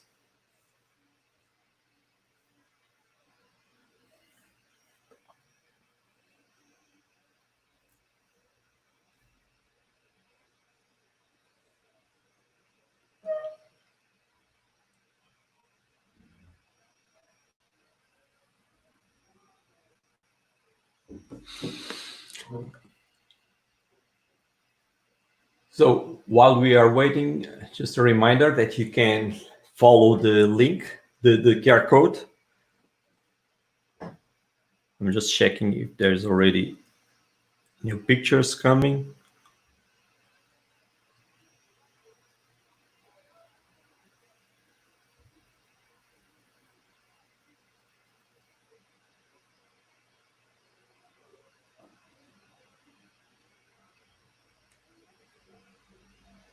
There's one from Paulo Moreira, but no picture.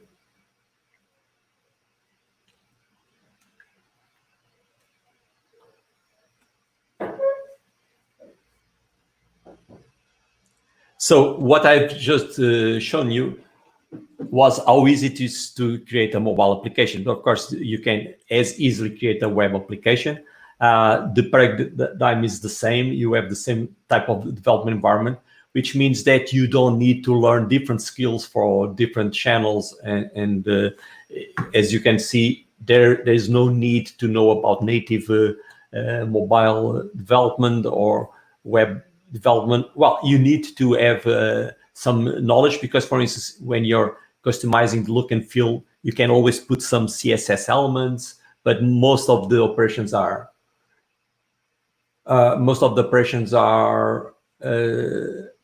handled with the WYSIWYG editor. Okay, so I guess there are no questions. I can end up here, and thank you very much for this opportunity, and I hope this was enlightening for you guys.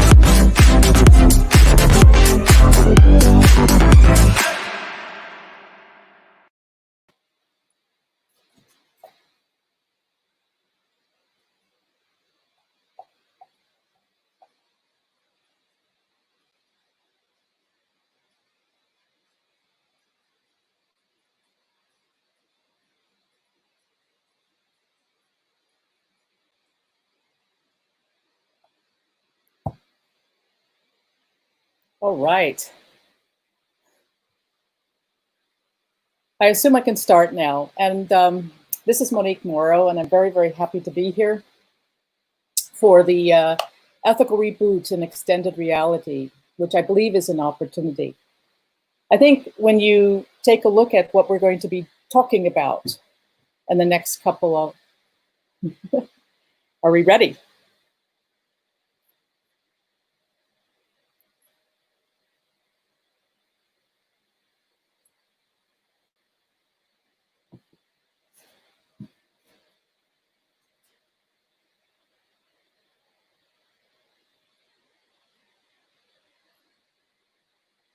Minutes. Yes. All right. You're right. I can go ahead. So one of the things I wanted to, first of all, thank you very much for presenting here today. I believe this is something that we need to talk about, especially in the terms of what we can do for extended reality and its opportunity.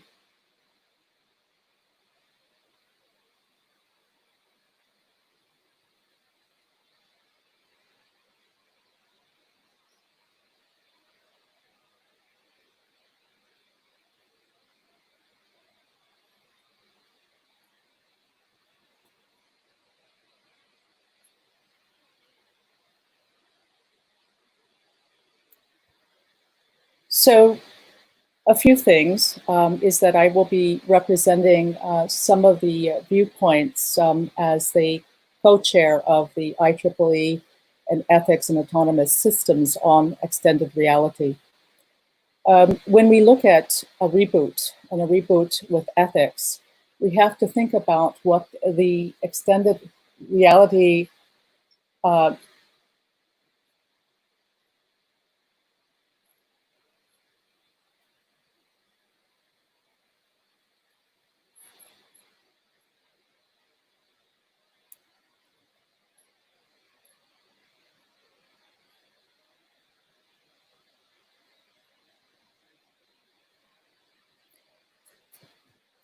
the modalities, what they look like, and what this means to us. You'll see and hear common, what we'll call themes. And the common themes are going to be about this polarity with privacy, this polarity with how do you have inclusivity, how do we deal with new interactions with regards to the whole issues around social interactions, mental health, education, training, the arts, privacy, access, and control. So, and more than anything, we're going to want to take you to a going for an action, because we think, I do believe that this is an opportunity for you all to participate in what this means when we're talking about ethics, and ethics with regard to these technologies. So some of the issues that I will be talking about are social interactions, mental health, education and training, the arts, privacy, access, and control. I'm very, very, very bold. I'm not bold, but I'm very, very, I would say, quite sensitive to what this all means to all of us in terms of actions here. So in terms of social actions, mental health, education and training, the arts, privacy, access and control, we have to look at what all of these contextual issues mean to us with regard to ethics. Recall one thing, that technology has no agency, but if you build and construct technology that in such that you think about ethics and you think about it from the very beginning, especially with these technology sets, this is a great opportunity for all of us. I'm going to talk about a little bit about framing the discussion here, and framing the discussion around extended reality, about what we live between physical worlds and we live what I'll call augmented reality worlds. what does that mean for us in terms of our identity, our time, our agency? Or where does that mean in terms of controlled by interest by perhaps ordinary citizens? But if you think about also what these issues can bring to us, there are certain things that we need to think about in terms of having these central enhancements, implanted devices, or perhaps living in my world, and I enjoy this world, but the stakes could become quite perilous for us. As a committee for this particular group, we have thought about some of these issues, and we are thinking about also some recommendations. For example, in terms of social interactions, a background could be that we interact with society, and perhaps does this interaction, especially in the world that now we're rebooting, does this mean that we will be disengaged? Does it mean that we will actually live in a different world? And I think what we have to do as a team, as a group of individuals and leaders, is to engage social scientists and perhaps humanities and researchers to actually look at what does it mean for product development and ethical concerns that can be identified perhaps earlier. So this is extremely very important when we think about it. When we look at also is to think about also if we live in too much of a programmatical world, are we going to lose spontaneity of tradition? Will we lose, for example, the context of serendipity? Will we need to have a serendipity button on? One of my colleagues in the committee actually talked about providing a hotkey, the notion of a universal escape key tutorial. Because if we're thinking about the virtual experience, what does that mean for algorithmic tracking? But not only having a universal key escape key tutorial, but what does that mean for, let's say, joining in an augmented reality world? Can we have also some of the notion of onboarding before then and knowing that there is an existence of such a key? But again, serendipity is something that is, or the notion of randomness becomes a very, very important issue. Could you imagine when in a physical world, when you're no longer in a programmatic augmented reality world, could you imagine meeting your partner one day without, just by randomness? And these are the things that we've been talking about in terms of social interaction itself. Mental health, what we're thinking about in the mental health is what we look at is what are the short and long-term effects of these therapeutic experiences and who are engaged. So there's one issue was positive for treatment, for example, of post-traumatic stress. Perhaps also thinking about looking at how those applications can be applied, but we think and believe strongly that there should be guidelines, and guidelines that is very, very inclusive in the industry with mental health care practitioners, along with, for example, the technologists who are creating these sets of augmented reality modalities, where which could actually think about what are the potential of negative, what are the potential of positive, and could, for example, an individual misdiagnose his or her situation without actually having these guidelines in place. So there are recommendations that we believe that could actually be adopted by you and in the industry together. In education and training, we use these sets of technologies, for example, for living in an augmented training world, but they're for training for people who are maybe in the field. However, we believe that you have to think about labor regulations that may not be in place to protect who carry out the extended reality world. What would those regulations look like? How could we protect, for example, the workers who are using these particular technologies? So in those terms, such that there are not deleterious effects on both the human and physical, that are physical and psychological. So a recommendation, for example, is that governments could, for example, consider the need to create a new research based on labor protections. And this is so that there's not, that we can actually assure that's not harmful content to the worker and in terms of training. So you can see the pattern here that I'm talking about, and that our committee has been recommending, is that we're seeing as we reboot and come up and reboot for an extended reality world, that the ethics and that the infrastructures that we know and have been living with today are going to change because of this world. In terms of the arts, for example, the issues are going to be quite interesting here.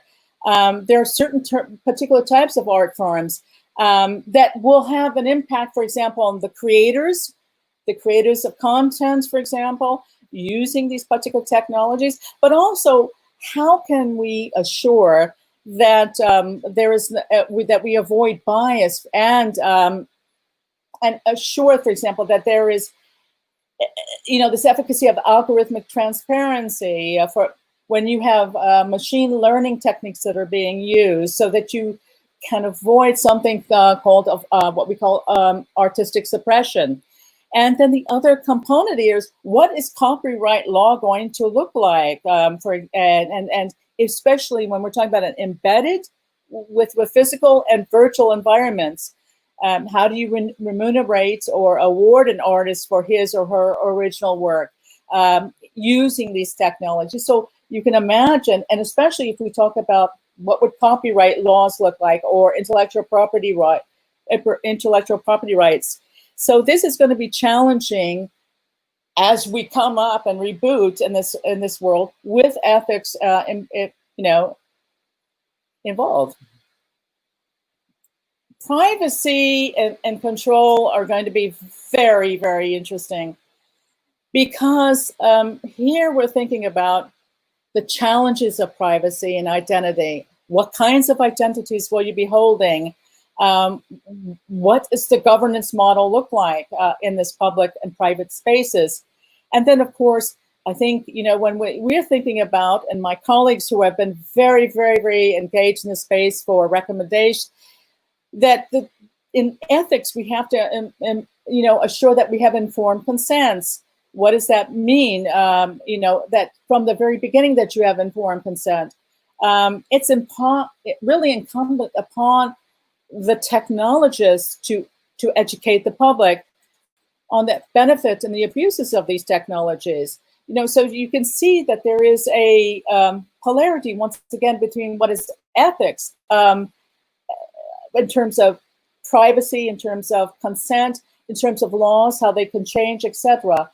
An example of this would be, for example, if you can imagine, if you had just on identity, if you had a photorealistic avatar and you're living in this immersion world, when you have identity management, and perhaps you have something that is a stolen identity. We talked about this as a use case. We actually engage upon this as a use case. What if in this world that an avatar steals perhaps your identity or my identity, commits a crime in this immersive world, and it's a different person, maybe it's yours, and then all of a sudden, commits a crime, and in the physical world, you can actually find out through an identity management system who that individual is. But in an immersive world, it's different. And then how do you get your reputation back? What would the laws look like, for example? These are the types of interactions that we've been talking about in terms of perpetrators of crime. Do you report the crime in this immersive world? But if your identity has been stolen and that has occurred in the immersive world, how do you get your reputation back? What does that mean in terms of new laws and so on? And these are the types of discussions that we've been talking about in terms of perpetrators of crime and also what would the laws look like?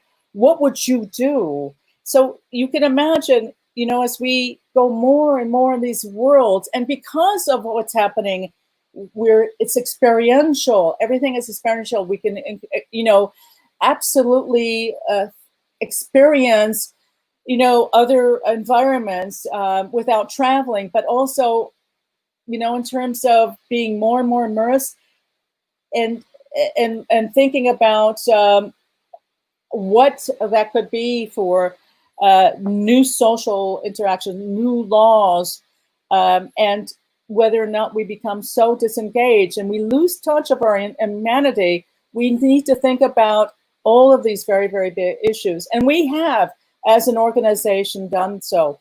So ethics must be embedded, and you all, as individuals, have an opportunity to partake in this.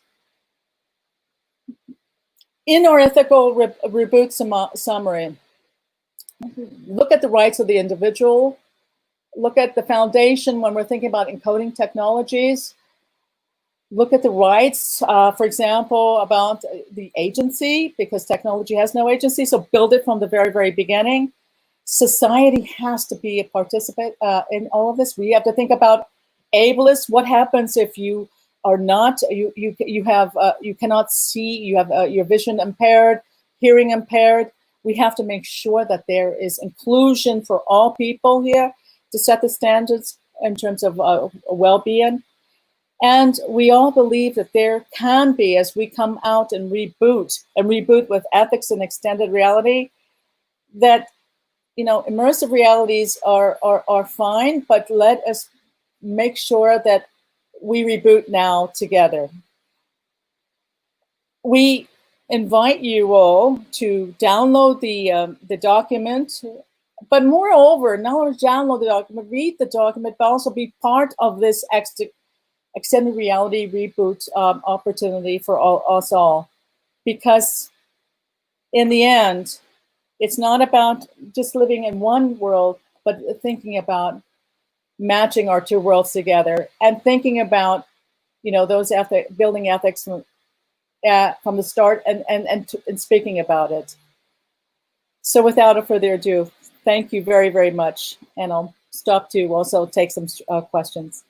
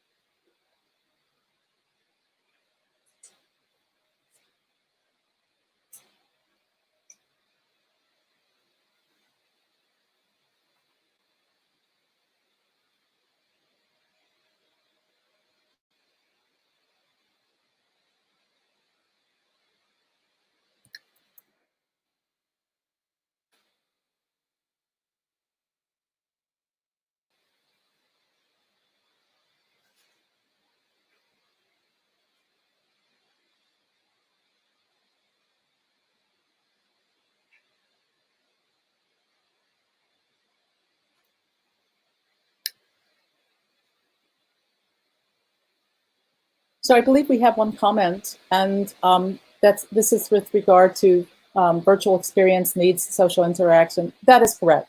That has always been sort of our assumption here, especially as a group when we take in consideration the issues about mapping between the augmented worlds that we live in and the physical worlds that we live in. What we want to do is, you know, we are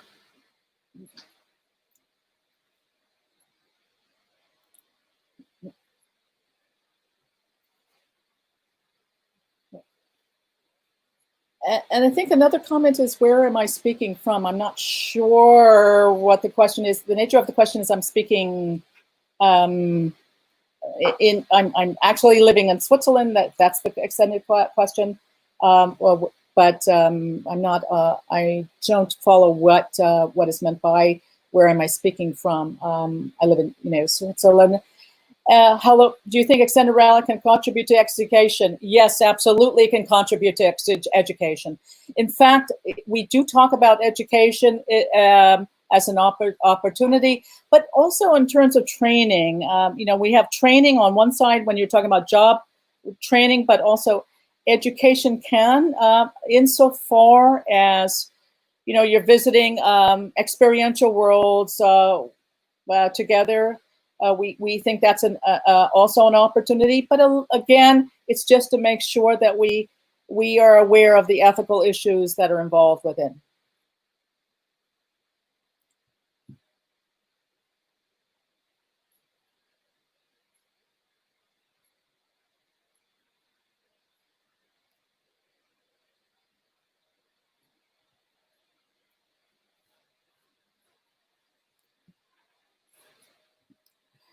So one question is about the virtual and augmented reality 10 years from now, especially under COVID-19 crisis. Well, this is the interesting thing, because look at how we're talking now. Look at how we can, we're learning now with these sets of technologies, especially augmented reality, which we believe is going to be more enhanced now more than ever before. Certainly this will be part of your everyday life. And we see that as part of our everyday life. If we have to think about whether or not we can be in a physical situation because of a pandemic crisis, but we can use these technologies together to actually have an experiential education and training. But again, I caution, as our committee is cautious, is that think about the ethics that we reboot, that we start from. Because we're going to have different laws. If we talk about 10 years from now, we can imagine laws that may be changing, as I actually pointed out. We can also talk about how maybe what a teacher looks like, what will it mean for a teacher, what will it mean for students. But we have to think about not being so much in a programmatic world that at least we have to have the human contact at some point in time, that we don't become disengaged. And the disengagement is where we have a risk here at the end of the day. One question in here is, this is why I stopped earlier, because I want this type of interaction. One question is, what do you think about the bigger difference to population and relation difference between physicist world and a virtual, or I think you mean the physical world and the virtual world. We live, the point here is that we're living in two worlds. We have the opportunity of living as between a physical and virtual world. Do we choose to live in more world than the other, or do we choose, can we balance between the two? And I think that is exactly what we need to reconcile with.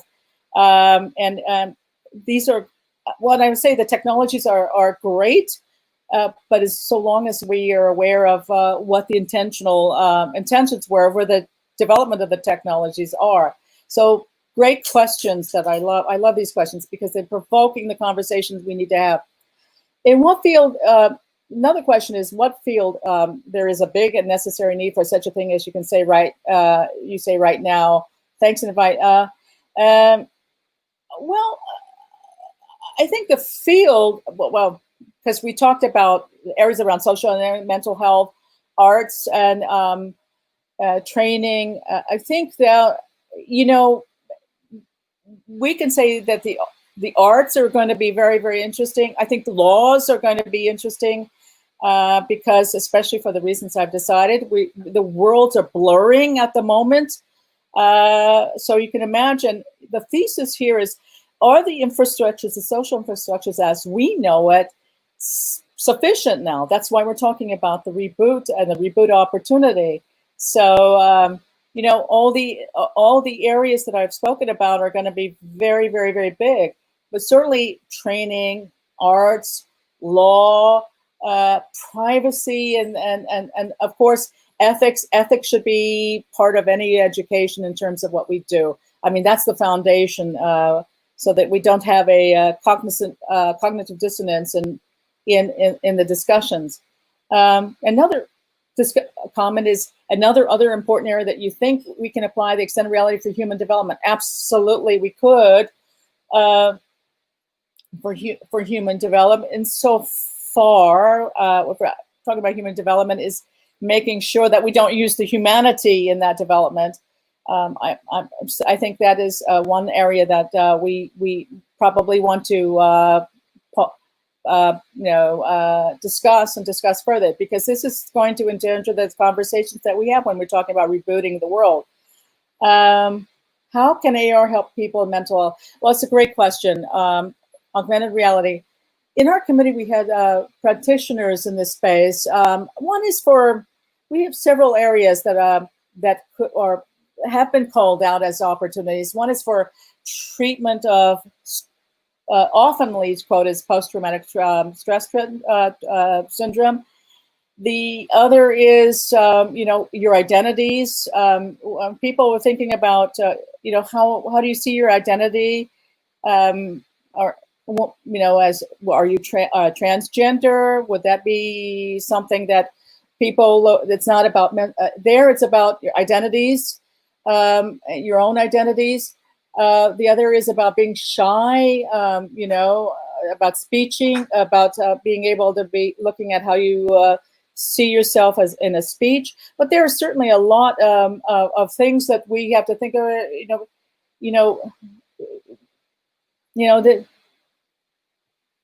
That people look at these and they've discussed this about identities. The other is about ableism, you know. But it's mental health. I mean, it's just what to be careful. It's a cross spectrum of particular issues, and so the thing that we have to be careful with is that the practitioners and the creators of these technologies come together. That's really the big recommendation. And if for people who want to contact me, you can contact me and directly. I have my email is monique.morrow@cineverse.com, or reach out to me through the IEEE Extended Reality Ethics Committee.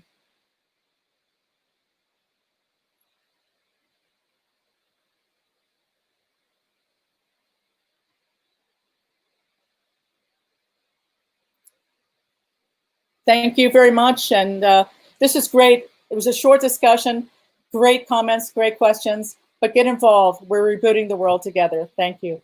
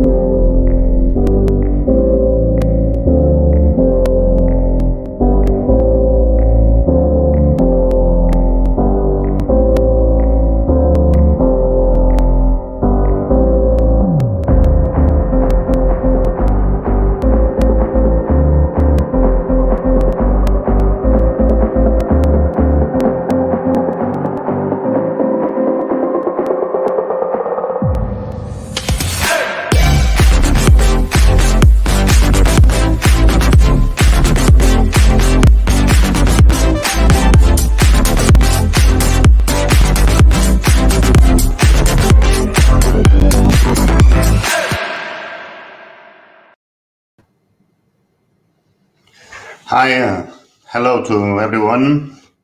My name is David Noguera, and I'm the president of Doctor Without Borders, Médicos Sin Fronteras, Médecins Sans Frontières in Spain, and it's a real privilege to be here. First of all, I want to thank Campus Party not only for this opportunity, because you also know the whole event, its profits are going to benefit the work that MSF, that Doctors Without Borders, does across the world. And so we are extremely, extremely thankful. And to all of you also for your time. I'm gonna try to give a presentation that you will see. It's gonna turn more into a request. So for some 20 minutes, and then hopefully we'll get some questions from you guys. So bear with me, and I hope it's going to be an interesting session. Also, a message. I mean, we're going through a very difficult situation due to the COVID pandemic, as you all are very much aware. So I hope all of you and your people are well and safe. And let's hope that all together we shall be able to overcome this situation in a short time. My talk is about Doctors Without Borders. So yeah, I mean, I work in an organization called Doctors Without Borders.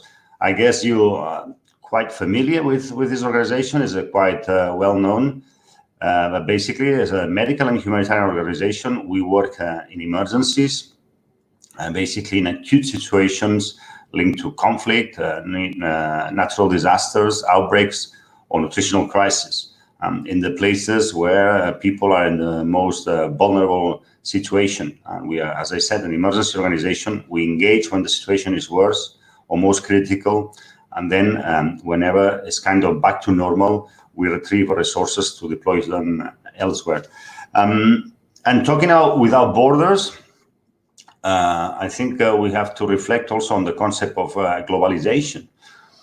Some people, insist, and they come with a definition of globalization that is basically an economical one. So they understand and they tell us, and some people even believe that globalization is about sitting in front of your computer, and you, from your home, you're able to buy anything around the world, food, goods, whatever, clothes. And then in exchange for your money, and this is globalization, and it's mainly economical, and it's an amazing thing.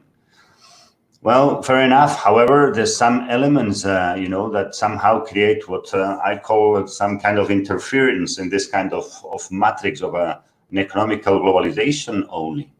You have the situation of people who are refugee or displaced. This is not new at all. And during the World War II, back in the 40s, around 60 million people were refugees and displaced around the world. Well, this year, only in 2020, we're already above 80 million people who are displaced or refugees, and the COVID are only going to increase those figures. And, some governments, some political leaders believe or pretend that, to solve this is just a matter of building walls, securitizing your borders, spending an insane amounts of money, reinforcing your police, your army.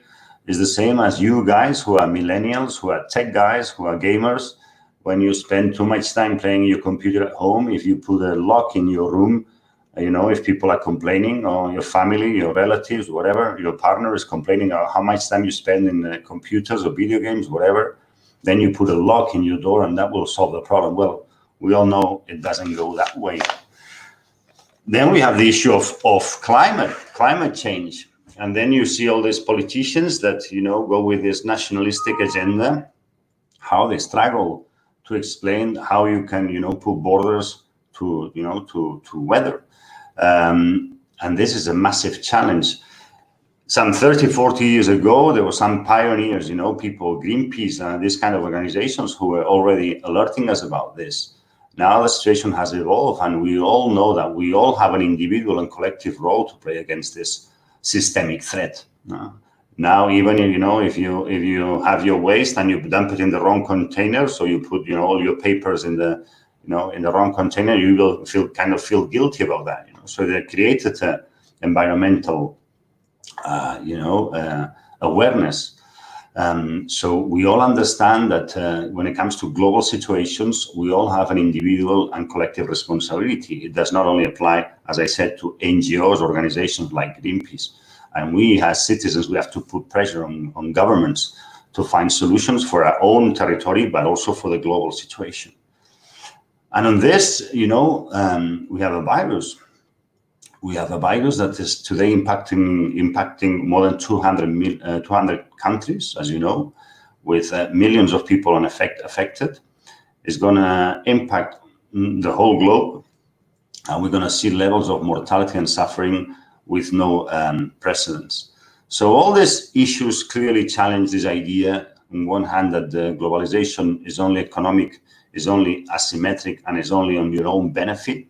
But the reality, as I said, is that global problems require global solutions. We are all responsible for the causes and therefore the consequences of those issues. So we all have an individual and collective responsibility. And you may question yourself, saying, I mean, do I have the power to do something? So there was this famous Portuguese and Spanish writer, Saramago, who got a Nobel Prize. And he had a beautiful sentence that basically he said, there's two superpowers in the world. One is the US, and people allegedly would say China today, and the second one is yourself. So we have to understand that, yes, we have power as individuals and as a collective, and we have a responsibility to exercise that. I started mentioning, talking about no borders and talking about Doctors Without Borders. Let me explain you a little bit this organization, and I'll try to do that, given the nature of this event, which is for tech people and gamers. And I don't want to downplay the situations that in MSF we go through, but as a kind of video game, because, when you join MSF and you leave to one of our interventions, we call that a mission. So you go through your first mission, and then a second mission, and then a third mission. So it's kind of, if you wish, similar to a video game, where you keep going through different missions, until you get to the end of the game. So let me share a little bit of my story in MSF. I joined MSF back in 2001, and my first mission, I had some kind of objectives, and I had some challenges that I have to overcome, And basically, it was flying to the Canary Islands, so some islands in Spain, where some refugee population, some migrants were coming from west of Africa, and jumping into the sea with a boat and sailing for 3, 4, 5 days and arriving to the Canary Islands in very hard conditions. And there, the Spanish police, kept them those days in an airport in very hard conditions. I mean, it was a former airport; it was not operational anymore, and the conditions where these people were kept were absolutely not acceptable. So we went there, and the objective, it was more, a speaking out intervention. It was more about denouncing this. So we spent 3 days there, giving visibility to the situation. So the media was there with us, and we put political pressure, and the problem was somehow solved. At least the problem for these particular people, the airport was closed. So that was quite a success. So then the first mission was accomplished. So I was ready for a second one. So, in your MSF career, like in a video game, if you wish, you start in the lower ranks, as a kind of field member, and then you start getting more responsibility, more skills, more tools. So my second mission, this was 2002, I went to Somalia, to Mogadishu. Somalia is this amazing and beautiful country full of wonderful people. But, since 1991, they have no government. So there was a cholera outbreak, and we were the only organization dealing with this situation in the capital, in Mogadishu, with 1 million people. And we had to engage with the different warlords, controlling the different areas of Mogadishu to allow us, so we could be safe and operate in such a complex environment. So I was there for some 3 or 4 months, and, finally the outbreak was over. But then, I had a second stage for my Somalia mission. So I stayed around, also contributing to settle hospitals and health centers in Mogadishu and in 2 cities to the north of Mogadishu, Johar and Aden Jebel. So that took me 11 months. My third one was in Congo. Congo is an amazing country, beautiful, but there's been a conflict ongoing for decades now. And I was sent to a south province of Congo called Katanga, and there I was already a project coordinator. So I have more responsibility, I have more tools, I have more capacity, I have more budget. And this was a nutritional crisis in a place where this conflict is happening also due to all the minerals, wood, materials, all the goods they have in Congo. Some of these minerals used to build the computers or the tablets we are using to communicate between ourselves. So this was a nutritional crisis due to this conflict. And we started there, and at the end of the day, we settled a full-blown hospital with all services, and I spent some 6 months. So then the next mission was Darfur. Then I went back to Congo. Then I went to Ivory Coast, Angola, Tunisia, Yemen, etc., etc., etc. So I've been now. Next year is going to be my 20 years in MSF, and now I'm currently the president of MSF in Spain. And this next year is going to be my last one, because I think that 20 years, it's time enough. So it's time for young, new people, millennials like you, to take over, in order to ensure a healthy renovation, in this organization.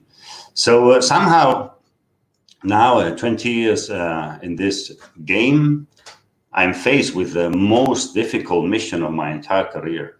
And this is the fight against this outbreak. And I can assure you that even that now I'm experienced and I have a solid background, I need help. We need help. So this conversation is going to shift from a presentation to a specific request. And this is that we all need to get involved in this unprecedented challenge of this outbreak that is already, but is going to just create unprecedented levels of mortality and suffering. So if this was a video game and this was a mission, the objective would be to try to save as much more lives as possible, try to reduce suffering, particularly to the most vulnerable people, and also try to preserve the dignity of these people, And this objective of this mission, I think I have to explain a concept, which is what we call the excess of mortality. So every day in any place around the world, people die. And they die because medical causes, but also structural issues, education, economy of a particular context, etc., etc. Now, when you have an excess of mortality, that is what we consider an emergency. And we are seeing in all the countries impacted by the COVID an excess of mortality because of the virus. This excess of mortality is going to be followed by another excess of mortality because the systems of health, the health systems, particularly of the most vulnerable countries, are going to collapse. So the rest of diseases, call it malaria, nutrition, whatever, malnutrition, are also going to generate a higher level of mortality. Of course, the health system workers are going to be impacted by this. And it's a duty of all governments and all of us to do our best to protect these people who are the frontline workers. And, to whom I'm extremely thankful for the extraordinary commitment they're showing in the face of this unprecedented event. Following this excess of mortality, the outbreak is also going to create a financial crisis. So we're going to see the vulnerable people, being deprived of the necessary means to access health, access proper food, etc., etc., etc. So basically, this is the challenge. We have to reduce this excess of mortality. So we have to reduce, in one hand, the number of cases, and how we have to do already that. We have to ensure protective measures. We have to use masks. We have to use social distancing. We have to use hygiene, personal hygiene and surfaces and everything. We have to very rapidly identify active cases and being able to, isolate these cases and their context and provide them with the necessary social network so that we can ensure that they are okay. We have to be able to educate and communicate about this outbreak, so people are aware what they can do and how to prevent getting infected. And also we have to reduce the mortality. So we have to very rapidly increase the hospital capacity in the places where this outbreak is already impacting or where it will affect in a later stage. We have to provide oxygen because, a lot of patients require oxygen as a part of the medical treatment. We have to build and expand our intensive care units. only, I'm speaking from Barcelona. In Barcelona, we have 3,000 beds only in the city of Barcelona and the surroundings, 3,000 beds of intensive care unit. In entire Africa, in the entire continent, 5,000. So that's going to be a massive challenge in this issue. And we're going to have a lot of obstacles. Let me be clear. We're going to have mediocre leadership, populists who are going to deny the impact of this situation. People who are going to say, well, they're going to retrieve to a nationalist agenda, and somehow they're going to discharge the responsibility they have in other places. We're going to have economic interests. We have to do everything in our hands to ensure that the vaccine is going to be made available to everyone that needs it, and in particular, the most vulnerable population. Also, same for the treatment. We cannot allow patents, or financial gain to come, as an obstacle to reach that everybody is able to reach the necessary treatment. We'll have to defend rights, basic rights, human rights, for instance, the access to health.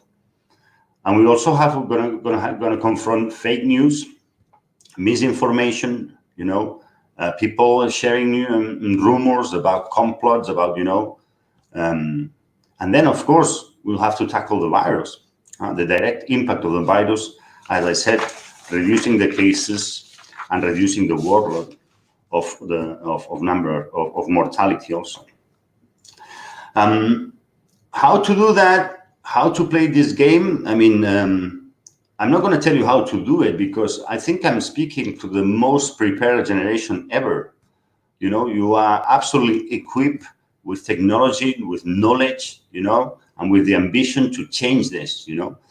I'm gonna share an example, the example I know of how we do things. Doctors Without Borders is an NGO, but I don't like to define ourselves as what we are not. So we're not government. What we are is civil society organized, And I like to think of MSF, of Doctors Without Borders, as a chain of humanity. Today we have 6.5 million people who support the organization, around 50,000 workers, and we reach 10 million consultations every year and more than 2 million hospitalizations in the most challenging contexts around the world. Let me put you an example of how this chain works. We have a project in Yemen. Yemen is an amazing, beautiful country full of extraordinary people. So we have an hospital to the north of Yemen, Abs. And this hospital was bombed by the coalition who's engaged in the conflict in Yemen. And they killed 20 people, including one of our colleagues, Hakimi. We were ready to close that project. It's an hospital that serves a population around 1 million people, and there's no other functioning medical structure around. But our Yemeni colleagues and the Yemeni population we work with, they insisted we should stay and reopen. And this happened in 2016, and today the hospital is still fully functional. We have been able to increase its capacity. And if we are a civil society, we can do this, It's a very political thing, if you wish, because it shows that if governments and international organizations who have much bigger capacity than us, if they don't do things like this, it's not because they don't have the capacity, it's because they have no political willingness to do so. And I think this we have to absolutely challenge. I try to explain this as a video game, because Campus Party traditionally has been, attended by a lot of gamers. But unfortunately, this is not a video game. This is the real world. And my call for support is absolutely real. As I said, 20 years in this sector, in the humanitarian sector, and I've never, ever faced a challenge like this. So I'm calling upon you to organize yourself, to become a collective antivirus. You, the millennial generation, the gamers, you are somehow portrayed or accused of being an individualistic, selfish generation, that you are obsessed about likes, follows, shares. So I invite you to join the struggle to save lives and alleviate suffering of people. I don't know how much likes that brings, but I'm convinced that this is absolutely the right thing to do. I call you to learn from each other. We've seen amazing things happening during this epidemic also. The sad thing is that, we need a kind of emergency to come and work together. I mean, if we use this same attitude in normal times, I mean, we would be unstoppable. But I've seen communities of makers coming together all across the world and designing respirators, ventilators, I've seen people across the world coming together and sharing information, Scientists from any country in the world sharing papers, sharing all the information in order to push everything we need for the vaccine or for the treatment. I've seen, examples of solidarity like this, like the Campus Party. All this, participation or joint venture between Campus Party and MSF happened through LinkedIn. One day I opened my LinkedIn and I had a private message from the founder of this initiative, Paco. And he said, well, send me an email. And here we are, in this amazing event, coming together to try to build this global antivirus. And above all, I think that you have to own this moment. This is a changing episode in our lives. We will always remember 2020 as the year of COVID. And it's your generation, it's your responsibility to be able to tackle the issues that my generation, we haven't been able to do so. I went to Central African Republic a couple of years ago. And I was already the president of MSF Spain. So now when I go to the field, I have a much more institutional role than an operational. So I meet people, basically. I meet political leaders. I meet, rebel factions. So I spent a week in Central African Republic talking to people, discussing with all these people in order to ensure that MSF could continue to provide the badly needed health services we are bringing to that country. And after a week, my last day, I was going back to that base. We have a project to the north of Central African Republic in Batangaf. So this was late, almost 6 p.m. in the evening. So we had to make it to the base before sunset for security reasons. And, we were driving back to the base and suddenly this guy shows up from the middle of the woods, like waving to the cars, stop, stop. And it happened to be one of our community health workers. So we stopped and he called our attention towards a mama and a kid, this mama who was holding a 2 or 3-year-old boy who was kind of semi-unconscious, so with a fever, so you could easily see it was a severe malaria, So we just put the kid on the car and the mama too. We drove the 15-20 minutes we had left to the hospital. And once we got there, the kid was safe, he got treatment. And the next day he was fine. So I have no idea of the name of the kid, no idea. I have no idea the name of the village where this happened. The only thing I know is that the kid is fine, because this is what we have to do. And this is what we believe. We believe everyone, regardless of any circumstances, has the right to access quality medical care. There's a sentence in the Talmud, the sacred book of the Jews, which is also mentioned in this famous movie, The Schindler's List, that says that, if you save a life, you save the whole world. And, and this whole event of Campus Party is under the label of rebooting the world or reboot the world. So I suggest we come together and we reboot the world by rebooting one life at a time, because maybe, rebooting one life is a very practical way of rebooting the entire world. So thank you for this wonderful opportunity. I want to thank all of you for attending, and also to the organizers. I don't know if we have too much time left because I speak too much. I think there's a question. How long do you think economy will be activated? Oof. I have no idea. I mean, I have much more questions than answers. I wouldn't take the risk of, like some kind of prophets that you see around that come, with a kind of clear roadmap of what's going to happen. What I know is that we have to insist, we have to fight hard, guys. We have to push. There was no alternative because everything is at stake. So I think we just have to keep pushing, as convinced as I am that, in some months we'll be in a much better position. But we have to come out from this in a collective way. That's the only fair way of coming out and the only real way, because I think we all understand by now that if we only take care of the issue in one side of the world, it will come back and hit us again.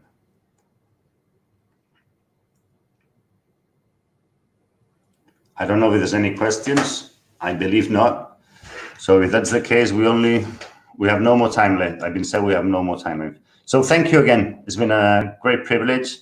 And as I said, let's come together and let's go for it. Take care. Keep it up.